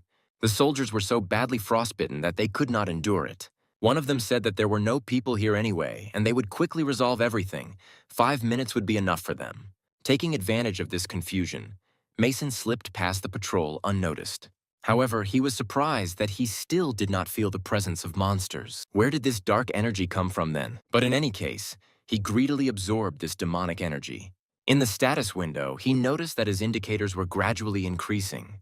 Mason was delighted to see that upon absorbing a certain level of magic, his decomposition skill was enhanced, and the Night Wanderer skill was unlocked. He was very lucky. He acquired a skill suitable for the gifted magic. Night Wanderer, summoned in the form of a shadow, its peculiarity is to sneak up and kill the target. He is very famous since the times of Isgard, so Mason was very glad to have him. In order to maintain the summon, it needs to be constantly fed a certain amount of magical energy, but it is completely worth its price. Mason released a measured dose of magical energy and summoned the Wanderer. Unfortunately, he saw the shadow of a little dwarf. The youth thought that perhaps it was a penalty for moving between dimensions or due to his low level of magical energy. It was already too much. Where was this creature fit at all, which was about to melt from a single touch of sunlight? But then Mason realized that the small stature of this summoned creature allowed it to hide in the shadows. Mason returned to base and reported that his leave had ended. Comrades rushed to him with questions, for they knew that the division commander himself had granted Mason leave and even awarded him a badge of distinction. Mason saw Jean and called out to him. He handed his friend a lotion in a festive package that he had bought specifically for him.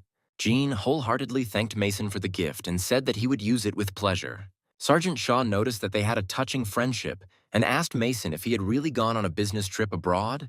Shaw asked if Mason had bought the Maxim magazine he had requested, and the young man replied that he had fulfilled his request. The sergeant thought that now he would have to treat this guy with respect. The red-headed Joe told Mason that in the list of candidates for the final exam at the administration office, he saw his name too. His comrade Ace expressed doubt that Mason would be able to pass the test, since it hadn't even been a year since his arrival, and Joe suggested that the division commander had made an effort. Mason admitted that the battalion commander of the training center made him an offer. His colleagues were very surprised that he was allowed to take the promotion exam. Sergeant Shaw could not believe that this young soldier would be able to cope with such an exam. In any case, those who will take the promotion exam on Saturday will undergo training tomorrow, and basic weapons are being prepared for them. One way or another, everyone in the unit dreamed of passing the promotion exam. Mason wondered what this basic weapon was and how it differed from a rifle. Captain Chuck asked for attention and said that he wanted to explain in simple words what would need to be done on tomorrow's test. He advised those who had already passed it not to be arrogant and not to think that they already knew everything. Then he decided to focus on those who were taking the exam for the first time. Chuck said that the Hunter promotion test is divided into two parts and is conducted in the form of a written and practical test. A written test can be passed with only basic knowledge, which is easier than a driver getting a license.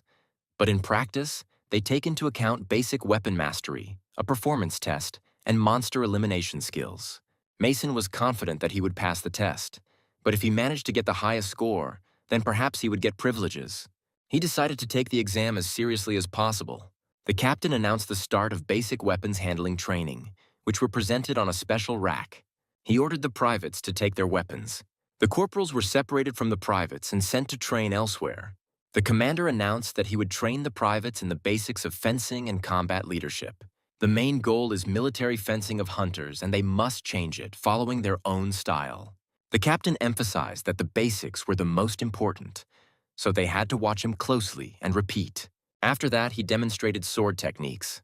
Mason, recalling his past encounters with monsters, realized why this training was needed. For killing monsters with just one rifle is foolish. Although Mason noted that fencing was at a higher level in Isgard. However, everything has its application. The captain closely watched the training of the young soldiers and then ordered Mason to take the podium. The youth carried out the commander's order and rose to him. Captain Chuck stated, addressing the soldiers, that while he was observing their movements, he saw many flaws, and he urged them to watch carefully how Private Mason does it. Mason had to demonstrate his sword skills. After the workout, the captain addressed Mason. He praised the private for his skill and, taking a chocolate bar out of his pocket, handed it to him as a reward. Mason thanked the officer and wondered if he always carried sweets with him. Jin approached him and said that his fencing was wonderful and asked him to show him a few moves during the break. Jin added shyly that he knew Mason was also training for the first time today. But the thing is, his basic weapon is a sword, but he's still not satisfied with his monster fighting skills and he hopes Mason will help him. Mason was happy to help his comrade and immediately saw that this guy had been training hard in combat.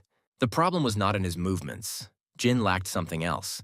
He lacked confidence, and Mason specialized precisely in correcting such things. However, that time had not yet come, and Mason thought that when it did, he would make a first-rate hunter out of Jean. Someone was playing basketball on the playground, while others were playing board games or hanging out on their phones. Over the loudspeaker from the control room, it was announced that all the hunters taking the exam must report to the stadium. Mason was already prepared for the test. At the stadium, all candidates for promotion were lined up. The commander of the 2nd Platoon of the 2nd Company, Junior Lieutenant Martin, reported that he is in charge of overseeing this exam. He expressed hope for the unconditional execution of all the commander's instructions, and first ordered to count and report to him the number of people in each team. Then Martin ordered to board the arriving bus quickly and in an organized manner. The junior lieutenant reported that today's exam would be held in the 105th Division. and they were setting out immediately for Gopyeon, where it was located. He advised the soldiers to solve past exam questions during the trip. The candidates set off on their journey with hope and trepidation. Someone informed them that the 4th Battalion, which included female hunters, would arrive for this exam. Someone decided to show off all their weapon handling skills that they had been honing for an entire year in front of the girls. One of the privates suggested that it would be difficult to get the girls' phone numbers. Finally, the bus with soldiers arrived at Gopyeon, where the headquarters of the 105th Division was located. The soldiers were led to the center for a written test and seated at the tables. After this exam, it was announced that in the 104th Division in the 2nd Battalion, everyone passed the test except Private Chan. All those who passed the written exam were sent to the center for the practical test. The soldier who failed the written test was mocked.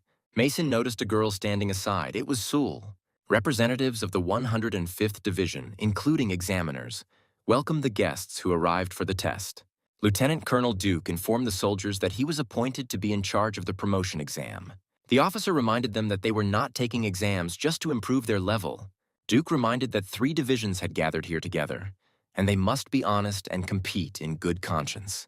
Then the lieutenant colonel announced that according to the exam results, Privates Mason and Saul from the 104th Division passed it with distinction. He emphasized that it had not even been a year since they joined the ranks of the hunters. Then Duke expressed hope that everything would go smoothly without any misunderstanding, and reminded that there were girls serving in the 104th Division. The candidates heard that privates with good academic performance were offered some privileges in exchange for going to the front, and someone had even received such an offer, but everyone refused. However, Mason had already become a private. Sol accidentally overheard this conversation. Mason and Saul's gazes met for a moment. At this time, the commander's call to work as a private until unconsciousness sounded. Commander Chase, who was in charge of testing strength, agility, and endurance, took the podium. He announced that the first test is to test the candidate's strength, and the essence of this test is simple. All they need to do is push the instructor back. Mason remembered a similar test with a crimson stone and thought it was some kind of nonsense. Meanwhile, Chase announced that the test time was 1 minute. The highest score was 100, and the highest mark was 10 meters. The test will start with the person whose name is called. The first one called was a private from the 103rd Division. He was of heroic physique and confident of his success. However, he failed to move the instructor and found himself on the floor. Private was eliminated, and Chase announced that if a person does not score 40 points on this test, the exam is considered failed. The second candidate scored only 10 points and was also eliminated. The next 3 contestants also dropped out of the competition. Sol from the 104th Division passed the test with 50 points. Those observing this girl were delighted by her strength. She managed to push the powerful instructor back 5 whole meters. Many noted that, among other things, this girl is very beautiful and her father is a division commander. Mason, seeing her impressive performance, remembered that she had received a special distinction along with him. Mason was next invited to take the test. He thought that this time, like with the red stone, it wouldn't work. But if he pushed the instructor 10 meters away, he might get a bonus point. Mason made an effort and pushed the instructor. A powerful enough fighter flew out of bounds, leaving marks on the parquet floor. Private Mason scored 100 points was announced. Saul looked at the young man with interest, and he thought that it seemed there would be no extra point. Another girl failed the test. Finally, the strength test was over, and Chase suggested moving on to the agility test without taking any breaks. All the candidates who had dropped out were taken out of the room where preparations were underway for the next test. They put a rack with a net against the wall. Afterwards, a large caliber machine gun was installed opposite this mesh. The candidates were bewildered. Did they really have to dodge bullets now? Commander Chase reassured them and stated that these would be rubber bullets. But still, if one hit the body, it would hurt, so they should try their best, and this was something new. It was announced that the maximum result of the agility test is 1 minute. You just need to stay within the grid along the edges during this time. This is a test of dexterity, but if they simply endure the pain for 1 minute, they will also pass this stage. The passing time is 30 seconds. If any of them exits the grid or gets injured before 30 seconds, the promotion test will be considered failed. Chase gave the order to start, and Mason was surprised by the expression on his face. Jin asked Mason if he really thought he would fail the strength test. The young man replied that all those present, except for him, had already taken the promotion exam, and there were almost no one here who had failed the skills test. The cutoff was now much higher than in the days of the rank and file, and if his overall promotion test score was low, he would be in trouble. Gene reminded that rubber bullets fly almost like real ones and advised not to try to see and avoid them all. It is very important to follow the moving barrel and anticipate the trajectory of the bullets. Meanwhile, the first candidate named Ted had already dropped out, and the instructor sent him to the medical station. Mason understood why the passing score was so high. However, such nitpicking seemed absurd to him. Another private failed the agility test. Chase disapprovingly stated that they were real wimps, that at the neighboring range there was currently a sergeant's test of such difficulty that it couldn't even be compared to this test. How did they expect to get promoted? Private Saul was called to the net. The girl skillfully dodged bullets for a whole minute. She amazed everyone with her agility and bounciness. After passing the test, the girl met eyes with Mason again. The youth could not understand the reason for this intent gaze. Mason's turn came to take the test, and he noticed that Sewell kept looking at him, which he didn't like. Perhaps she wanted to hear praise from him for getting the highest score. Under the gaze of Private Saul, Mason easily dodged the bullets. He decided to show everyone what the difference in skills is. Mason not only dodged the shots, but also gradually approached the machine gun. It was incredible. Chase looked at the stopwatch and opened his mouth in surprise. He ordered to cease fire and announced that Mason scored the highest on the dexterity test. After this trial, the fighters were lined up in front of the dungeon portal. Commander Chase announced that they would now conduct a physical abilities test. This was the final test, and it was quite simple. It took place in an empty dungeon with a time limit of 40 minutes. During this time, you need to reach the turning point and get a stamp on the back of your palm from the instructor. The only problem was that no one knew how long they had to run until that turning point. When the candidates started running, Mason noted that they were regulating their pace because it was just the beginning. Everyone is being cautious for now, and it's sad. Unexpectedly, Sewell, overtaking everyone, rushed ahead. Mason was happy about this challenge. He would gladly run. Mason rushed after the girl. Soon he caught up with Sewell and they ran together for some time. Then Mason overtook her and hurried towards the turning point. Saul was amazed to see him disappear into the distance. His speed was incredible. She recalled the recent past. The Huntress girls were surprised that Sewell came to the training center. Although she was the daughter of a general, everyone was struck by her modesty and courage. Many thought that this girl would be picky, but she was not arrogant at all. And the girls, envious, decided that the commander's favorite had already been determined. Now, watching Mason leave, Sewell wondered what kind of person he was. The signalman on the tower raised the flag. This confirmed the capture of the hill by the White Army. The record was 3 minutes and 34 seconds. Now the White Army was entitled to a 10-minute rest in their positions. The blue team was asked to gather in front of the assistant right away. The instructor asked the members of the white team not to leave their seats and rest. He reported that 3 minutes 34 seconds was a new training camp record. The girls were resting and rejoicing in the victory. Sewell himself applauded. The girls were getting ready in the barracks. The door to the room swung open, and the fighter reported that the record they had set in the morning training session had been broken right after lunch. But what is more absurd, this new record, 1 minute and 2 seconds, is an impossible time. He installed it alone, Mason from the 4th platoon. After that, conversations about this guy who made several full shots from a special weapon and set a new record did not subside in the barracks. It was Mason from the 4th platoon who ran twice as fast as the others and didn't shed a drop of sweat. When the girls were getting ready for bed, Sewell's neighbor in the next bed reported that Mason from the 4th squad had caught a hound the size of an elephant in the dungeon. Saul told her to shut up and remembered her father. She was still a tiny tot, but always saw her dad off to work. He smiled joyfully at her and stroked her head with his strong hand. Saul always saw him off right to the doorstep. Saul always dreamed of becoming as strong as her father. The battalion commander was pleased with the soldiers' work during the 4-week training and told Sewell that he had called her to talk to the former boss's daughter. He asked the girl if she had decided where she would go immediately after leaving, since she had excellent grades and could become the best student in the volunteer division. This is the 107th Division of General Sun. Saul asked where intern Mason had volunteered. She volunteered not to play any games. Now she got angry and acted like a child. But Mason constantly spoils her mood. Saul caught herself thinking that she was simply envious of him.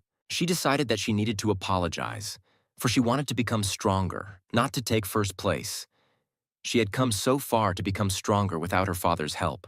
If she has truly met a strong person, then she needs to accept it and try to learn something instead of behaving like a child. Finally, the girl reached the turning point. Mason, who had long been there with a stamp on his hand, advised her to go faster, as she had excellent speed. He also casually mentioned to Sewell that he had almost fallen asleep while waiting for her here. Saul reached out her hand to the instructor and asked him to stamp it quickly. After that, she dashed to the finish line, hating Mason and forgetting about apologies. At the finish line, Sewell could barely catch her breath, while Mason looked very fresh. Chase announced the results and said that Private Mason came first with a time of 29 minutes. Private Soul came second, having covered the distance in 32 minutes. The commander turned to Mason and joyfully declared that all his indicators were at their maximum. The test was completed at that point, and all the hunters who passed the trial were ordered to gather in front of the training ground after lunch. Mason felt Sewell's interested gaze on him again. The girl thought that in the end she had fallen for the provocation again. Even in this, she lost to Mason. She simply had no words. Adjusting her beret, Sewell headed to the dining hall. Jin was at the practical test range of the 105th Division. The monsters looked realistic enough. Having dealt with several goblins, Jin lowered his sword. The dead monster looked disgusting. The youth wiped the sweat from his brow and sighed heavily. Another beast rushed at him with a huge club. The second of his kin came up from behind. With a kick, Jin knocked back the first one. And outrunning the monster behind him, he swung his sword. The one with a slashed chest fell to the ground. However, the beasts did not calm down. They prepared to attack again. Mason watched the duel with interest. The second practical test of the Hungry Weapon Base's mastery turned out to be easier than he thought. The basic weapons handling guide they were taught at the very beginning was the only thing they needed to demonstrate to the instructor on the test. Despite the formidable strength of the herbivores, many of the candidates would have passed this stage if they had simply followed the instructions. While most were taking the sword mastery test, Private Jin managed to get excellent grades.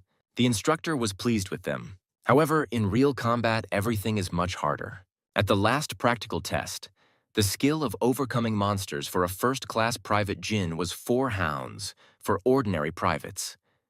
This is a test in which you need to fight 3 goblins using only basic weapons. This is perfect practice. The genie easily accomplished his task. Private Jin was announced to have passed the monster overcoming skills test in 7 minutes and 52 seconds. He was ordered to return to his place. Jin lowered his sword and followed the instructor's order, leaving the training ground.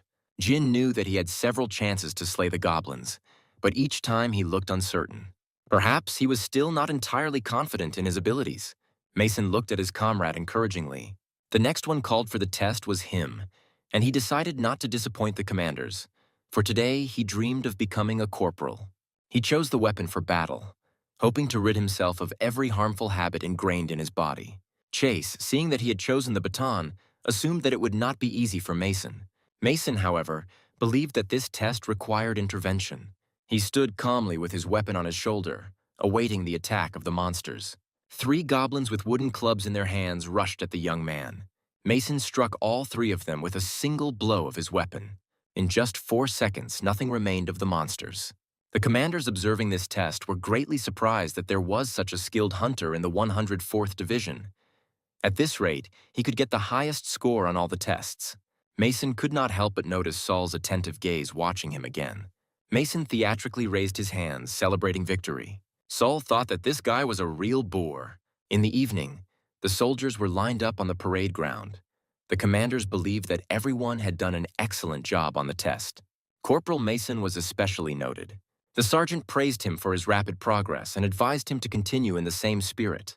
He was afraid that Mason would be the only one to pass the test from the battalion, but he received a report. The battalion commander was very pleased and was surprised that an ordinary private had received the highest score on the practical test. Comrades sincerely rejoiced at Mason's successes, for if he had failed the test, upon his return, the entire squad would have suffered. They asked him, after he became a sergeant, not to torment them too much. Mason replied with a smile on his face that he would watch their further behavior. He looked at Jean and decided that when they returned, they would start practicing with basic weapons together with him. When Mason left the parade ground and got on the bus, Sol looked after him intently. Mason also looked at the girl and thought about something. She did a very good job overcoming the monsters. Obviously, Saul also passed the promotion test.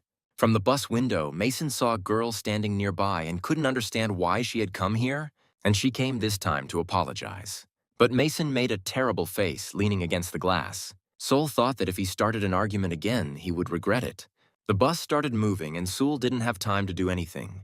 She only looked bewildered at the departing car. Sol thought that this guy was a real jerk. Warriors were returning home. In the bus salon, a cheerful mood reigned, and Mason was asked if it didn't seem to him that Sul had set her sights on him, since during the demonstration test she had been staring only at him. Mason replied that there was nothing like that between them. They just had a little argument, and he teased her a bit. Comrades noticed that you couldn't tell by the girl's look. After that, his comrades in arms pounced on Mason, accusing him of having the wrong attitude towards the most talked-about girl in the 4th Division. Mason, after listening to the fighters' reproaches, stated that Sul was not his ideal. His true ideal is Rumi. This is the most beautiful girl in Don Papa. Surely they don't know Rumi. In the barracks, there was a real celebration, and in the empty boxes lay many gnawed chicken bones. The commander did not stint on the treat, and he was in an excellent mood. Everyone was very grateful to Mason because they understood that they received this treat only thanks to him. The red-headed Joe noticed that Mason already had 3 stripes on his jacket and stated that he would soon grow up to be a sergeant. Sergeant Hazy entered the room with a case of beer in his hands and ordered the 2nd squad to gather in the recreation room. He reported that he was heading to the administration to report on the general meal of the entire detachment. This is in honor of one of them getting the highest score on the promotion test. Joe asked Hazy, as they weren't going to drink beer without them. The sergeant replied that it was a gift for Mason from the commander. Everyone looked greedily after Hazy, who left the room with the beer. Joe assumed that Hazy had known everything from the very beginning, and that's why he got into their squad as soon as he arrived. A large and bright moon rose over the outpost. Mason crept out into the yard. He wanted to summon his shadow friend. The creature immediately appeared and stared at its master with wide-open eyes. When Mason first summoned him, he was very different from his expectations, which surprised him greatly. But soon a good idea came to him. Now he didn't need a killer, so this summoned one was just what he needed. Mason could not act freely, so this kid will be his information gatherer. He ordered the kid to stop raging and focus because from now on, he must secretly walk here and watch everyone who seems like a big shot. And if information about something strange comes up, he must tell him about it immediately, especially about anything related to magic. Mason asked his summoned to be careful. He could not be allowed to be caught. He was anxious to watch this frantic little squirrel. If someone saw it now, there would be a fuss over the emergency situation. Suddenly, he heard a voice behind him asking what he was doing here. It was a sergeant, and Mason quickly said that he just hadn't had a beer for a long time, and that's why he went out to get some fresh air. Hazy assumed that the guy got drunk quickly, but Mason dispelled this assumption. He thought to himself that black mages by default do not get drunk, and it doesn't matter if it's alcohol or poison. Everything is calmly absorbed. The body independently removes all unnecessary substances. Sergeant congratulated the young man on his promotion once again, and Mason thanked Hazy. The sergeant immediately asked him not to relax and to continue in the same spirit. Then he left, asking Mason not to stay up too late. Mason sighed with relief and ordered himself to be more careful. Mason, the more he looked at Hazy, the more it seemed to him that he was an FM soldier. The next day, the weather was perfect. The commander looked at Captain Chuck's report and said that this Mason was simply a born genius. When they told him that he was the only one who passed the exams, he already wanted to kick everyone's ass, but that one got the highest score. Chuck confirmed that during the monster-slaying test, Mason set a record of 4 seconds. The commander stated that this guy exceeded all his expectations. He also heard that Mason dealt with all the middle bats at the oil depot. Chuck confirmed that Corporal Mason single-handedly dealt with them. The commander said seriously that this guy's growth is simply incredible. It hasn't even been a month since he joined, and he's already a corporal. Perhaps this young man is worth paying attention to. The spread of rumors throughout the company is only a matter of time, in which case they will also turn their attention to Mason. Chuck realized that the commander was talking about a special squad of hunters. He confirmed the captain's guess and stated that something told him that Mason was a born hunter, and in his life he had seen many of them. Among them were those who are now called the legendary army of hunters. Perhaps they are witnessing the birth of a new legend. Mason fearlessly looked into the burning eyes of the monsters approaching him from all sides. He raised his truncheon and with a smile on his lips asked if they had all gathered. In the morning, the soldiers suffered from hangovers. Mason alone looked fresh. His colleagues considered him a real monster, for he drank as much as they did. A sergeant entered the room and Mason inquired about his condition. The sergeant replied that he was okay. He asked Mason if he had been to the gym, and he replied that he hadn't had a chance yet. The sergeant asked him not to be shy and to come, since he was now also a corporal. He advised Mason to try the simulation machine. The corporal promised to do it, for this man was from the VR team of hunters. Mason went to the training room, found the simulation machine there that the sergeant was talking about. On her display, there was an option to choose a monster at her discretion. Mason chose an orc. In addition, it was possible to choose the number of objects. The corporal chose the maximum number, 30. Mason was slightly upset by the limited number of monsters, as he wanted to have some real fun. There was also an opportunity to choose a weapon here. Finally, the choice was made, and Mason went to the simulation room. He put on a special helmet there, and the battle began. Mason found himself in a deserted area with a club in his hands. His monster opponents appeared right away. Mason really liked it. It was simply superb. The corporal set about destroying the monsters with great eagerness and zeal. He was glad of the realism of what was happening and its complete plausibility. Soon all the creatures were finished off. The battle was over, and Mason was sorry that he could only choose 30 monsters. For him, it all ended too quickly. Then he came up with something else. On the machine, Mason selected the maximum number of each of the possible monsters: goblins, orcs, stone golems, and lizardmen. This option appealed to the corporal much more. The golems looked powerful and very lifelike. The lizards were also quite realistic. Mason now anticipated a real monster hunt. Packs of beasts rushed at the youth from all sides. He looked around joyfully and realized that everyone had finally arrived. Mason was very glad to see them all and raised his truncheon. The corporal went on the attack, fiercely striking down monsters left and right.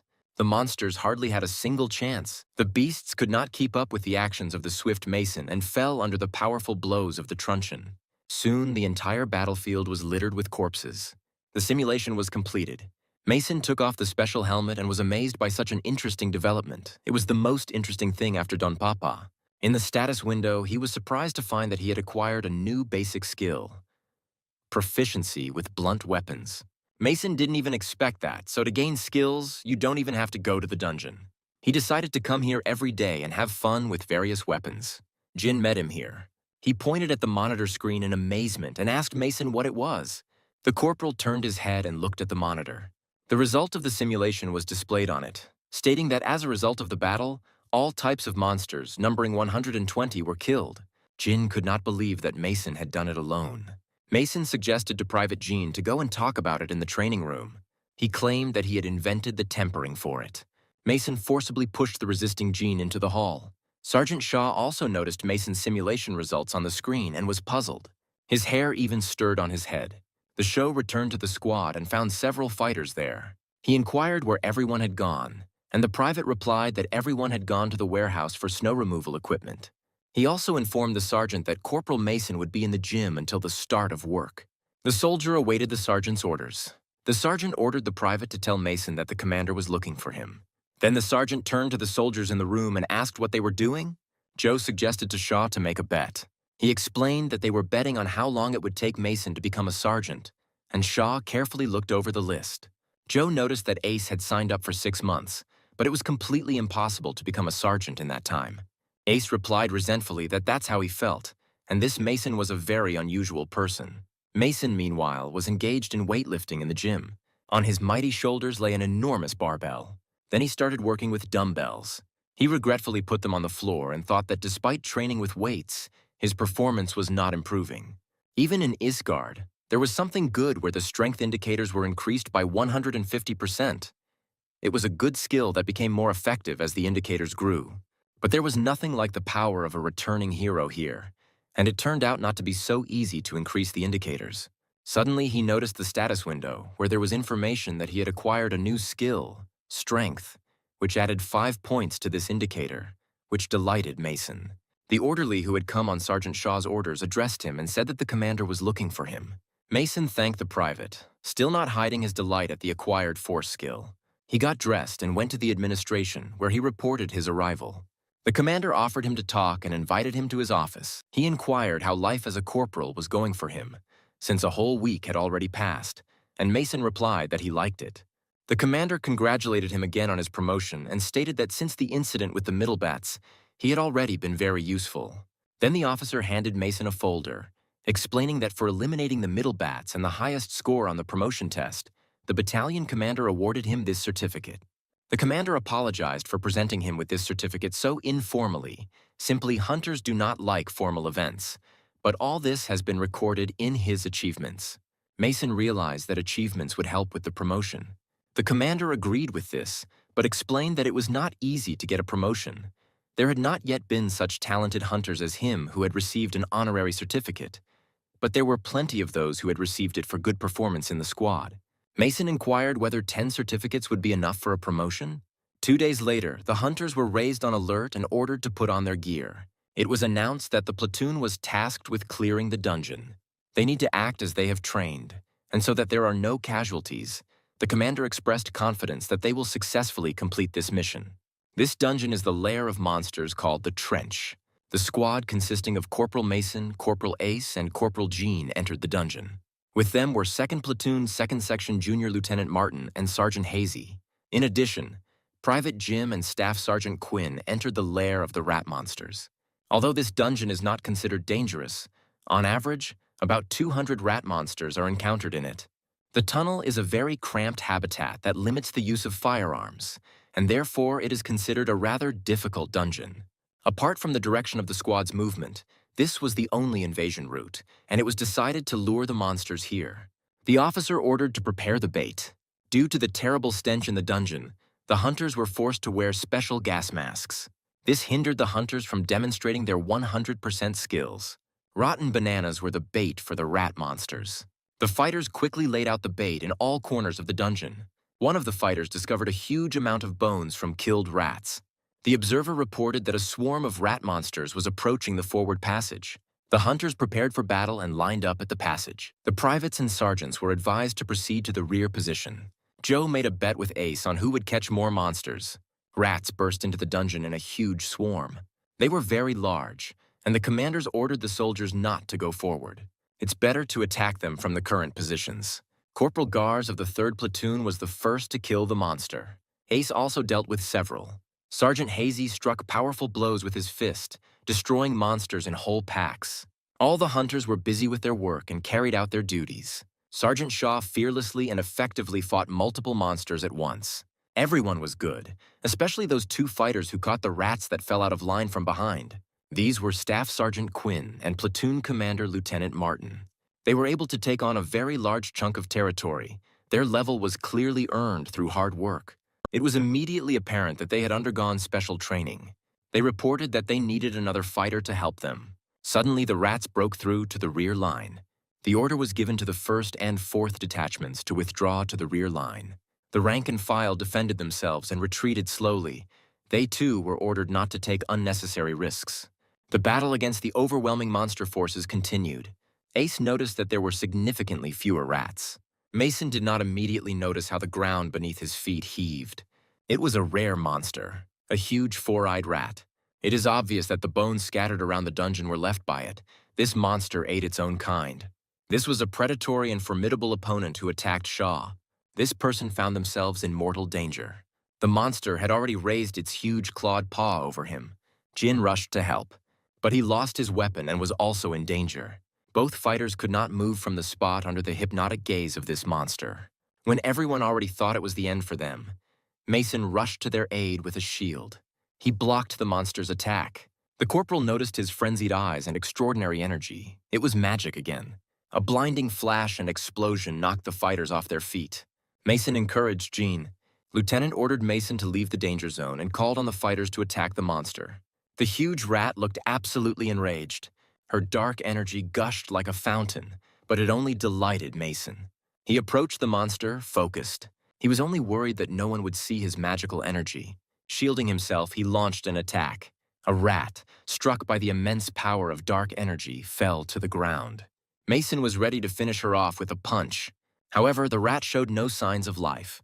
Mason absorbed with great pleasure all the energy emanating from her. He absorbed the set maximum level of magic, and in the status window, his magic indicator increased by 1 unit, which was not bad. Now he could happily use it in the future. The soldiers were resting, awaiting evacuation. Joe asked Ace if he admitted his defeat regarding their bet, and Lieutenant Martin reported to headquarters that they had encountered a special monster, but all squad members had already been evacuated from the dungeon. He reported that this monster was defeated by a single soldier. This guy attacks everyone, from mosquitoes to monsters. Ace stated that thanks to Mason they survived, because when he saw the monster, he was so scared that his body stopped moving. Mason apologized for attacking without warning back then. Ace replied that there was nothing to apologize for here. The situation was unexpected for everyone. If he had not reacted quickly, Shaw and John would have gotten into trouble. Ace inquired about Mason's condition, and he replied that he was fine. The lieutenant warned that when they returned to headquarters, they would talk later. Mason realized that the commander seemed to be in a bad mood. However, no serious injuries were found among the fighters, and Jean was returning to headquarters after the examination. Shaw had a minor head injury, but it was expected that he would be able to return to headquarters tomorrow. Sergeant Quinn announced that due to an unexpected situation, they were ending the dungeon raid. The commander summoned Mason to his office because of the report. He asked the corporal to write about how he caught a special monster. Mason wanted to write that he hit him with his shield and then finished him off with his fist. They are unlikely to believe such a thing at all. Then he told the commander that his view was blocked and he didn't see anything. However, he assumed that Mason had killed the rat with his fist, and the young man replied that he had no other choice. The lieutenant asked Mason in surprise what his readings were.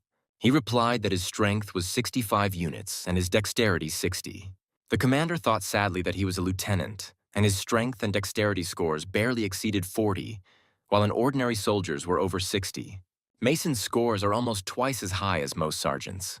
The lieutenant told the corporal that with such a level, he could go to a military school for hunters. However, Mason was registered as having dropped out of high school, and he would not have been able to enroll in the academy in any case. The lieutenant inquired of Mason whether he had considered enrolling as an external student at the school.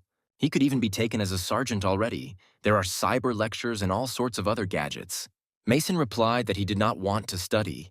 He had enough promotions for achievements.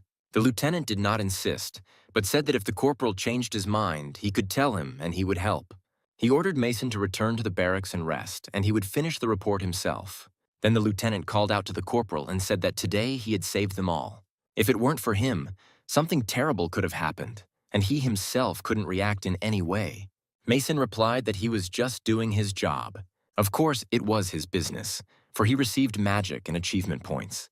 Mason turned to Sergeant Shaw and asked him if he really had to undergo special training together with him and Private Jean. Where did he even find out that they were training here? Why did he suddenly want to train with them? Shaw replied that he wants to train because Mason has grown a lot and is now more useful, and it's all thanks to the training. Therefore, he also wanted to train. Jin asked him if he really thought they would agree to that. And in general, there is a certain level in everything. Unexpectedly, Shaw bowed to Jin and thanked him for the rescue in the dungeon. He said thoughtfully that he did not know if they would forgive him for everything that had happened before.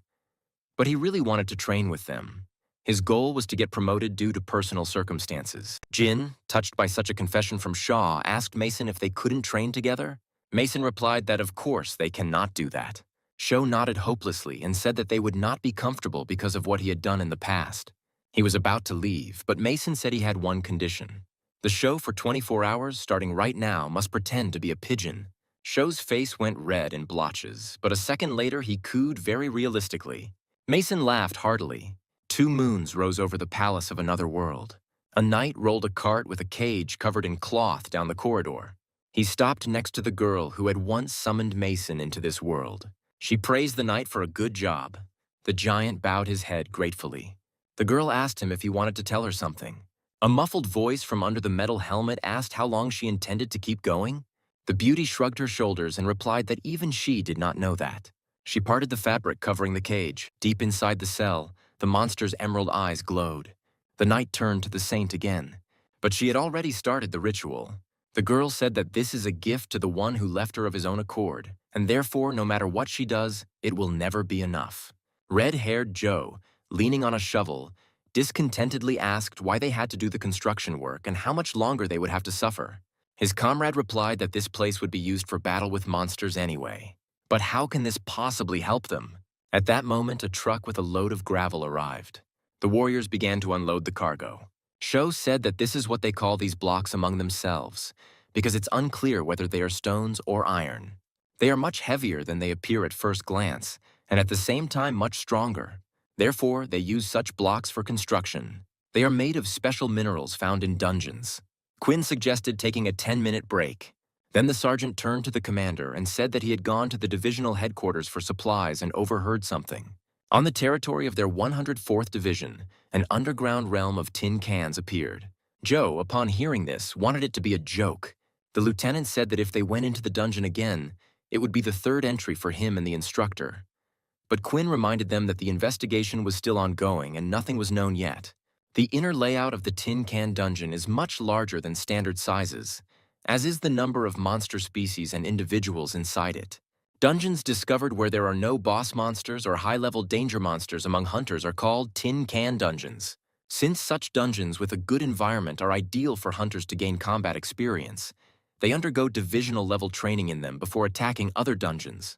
Shaw noticed that this was the very training of maneuvers of a hunter with a bad reputation. Mason asked him who he was talking to. Shaw replied that he simply thought someone might find it interesting. Mason thought for a minute. He thought that this was not the most necessary training for him at the moment. The lieutenant reminded the soldiers that this was a divisional-level exercise and their chance to earn achievement points. Mason was encouraged, as his plans included getting 10 certificates for promotion. He knew that incidents happened much more often on the front line and was glad he had come here. Here he saw his summoned squirrel right on the highway. While Quinn was calming down Ace and Joe, Mason tried to hide the baby, wondering what he was doing here. He asked him what he needed. This was information with a request for help. This was a special monster. Yesterday, a request for assistance came from a group investigating the Yanggu Gate. This territory is not inhabited by residents. However, 2 employees involved in the investigation suddenly lost consciousness. This anomaly was reported quite recently. Perhaps this dungeon needs to be urgently attacked. This mission was decided to be entrusted to the division. Young's hunters must retreat for now. First, it is necessary to deal with the dungeon discovered in the private residential area of Honshan. Mason considered this information to be very valuable. He looked gratefully at his information gatherer. Mason decided to go and spend his day off on this. Mason changed into civilian clothes. He paused for a second, trying to remember if he had taken everything. The lieutenant let him have the day off because at the construction site he carried several times more metal stones than the others. The corporal thanked the commander for this. The lieutenant reminded him that his current address was in a restricted area and asked where he had spent his last vacation. Mason confessed that he had been at the computer club the whole time. The commander handed Mason the key and said that if he wanted, he could stay at his apartment. His parents used to live there, but due to work, they moved. And now the apartment is vacant. He lives there during vacations, and that's why it's clean. Mason tried to refuse this offer, but the lieutenant insisted. It was quite far from the base, but it was located in the same city of Ganwon-do, and it was much better than a computer club. The lieutenant wished Mason a good rest and disappeared behind the door of his office. He sat down at the table there and took out Mason's case. The lieutenant learned that the corporal's parents had gone missing. Mason, meanwhile, left the division's location. He was walking unhurriedly through the city. His secret informant told him the location of the dungeon. It was a closed school in the city of Yanggu. All approaches were controlled by armed people. Mason bypassed the security by sneaking across the rooftops of adjacent buildings. Finally, he reached the dungeon portal. He was curious to find out what creature would meet him there this time. He called his little friend and asked him to find out what kind of monster was sitting there.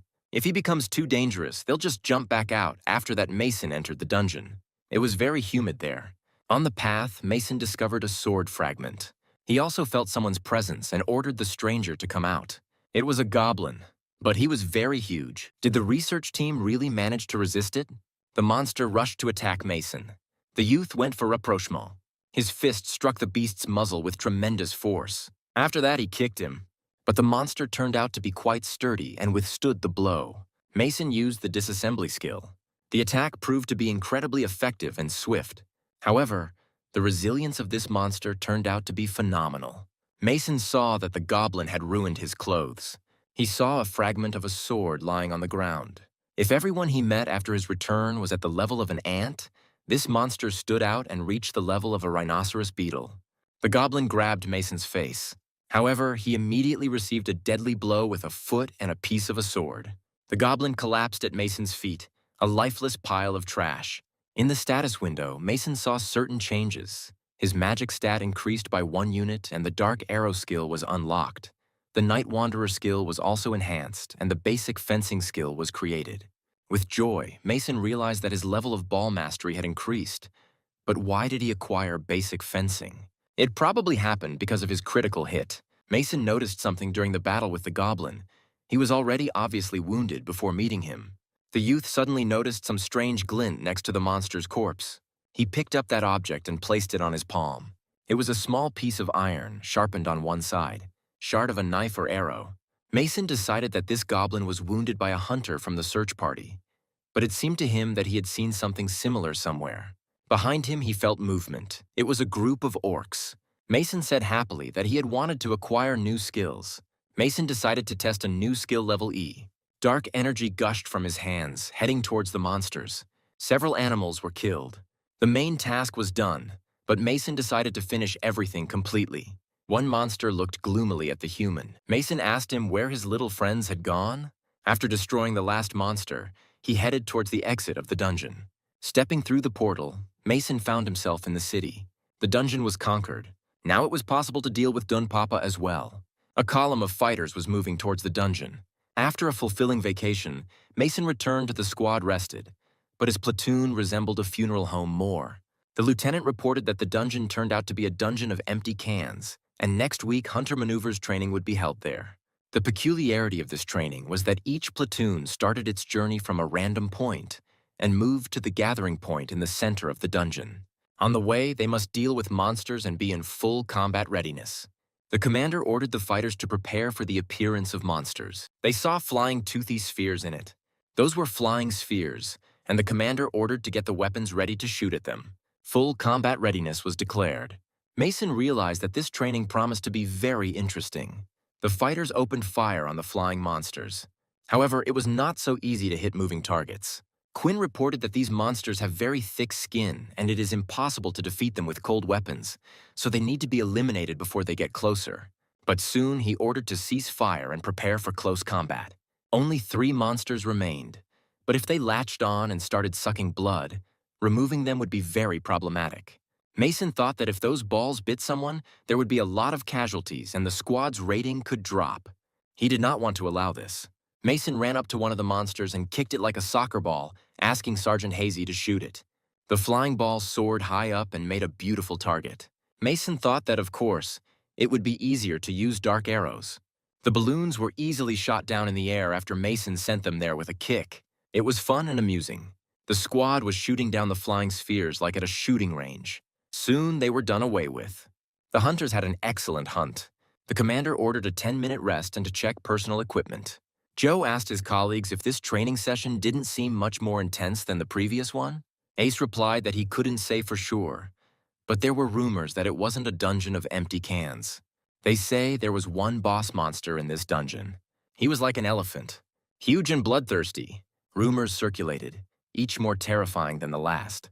But it seems that this boss was captured alive and locked in the gathering point, for fear that the dungeon would collapse. Quinn interrupted the silly stories of his subordinates and announced that the rest was over. Now they needed to move on. Mason thought about the 2-star hunter who had once come to their unit. He was not bad. The commander ordered the squad to halt. The reason for the stop was that hunter with 2 stars, who was squatting amidst the desert. There was not a soul around. Around his neck hung a sign indicating that he was wounded. An old man sat by the stone wall of a house and smoked a pipe in an unearthly world. A knight in an iron helmet on his head approached him. The old man looked at him warily and said that he had been gone for a long time. But now he had returned again. Obviously, he was preoccupied with that woman. The knight handed the sword to the old man, and after examining it, he declared that it was stronger than he had thought. This sword was all notched, and its point was broken off. Evidently, this sword was used to hunt monsters.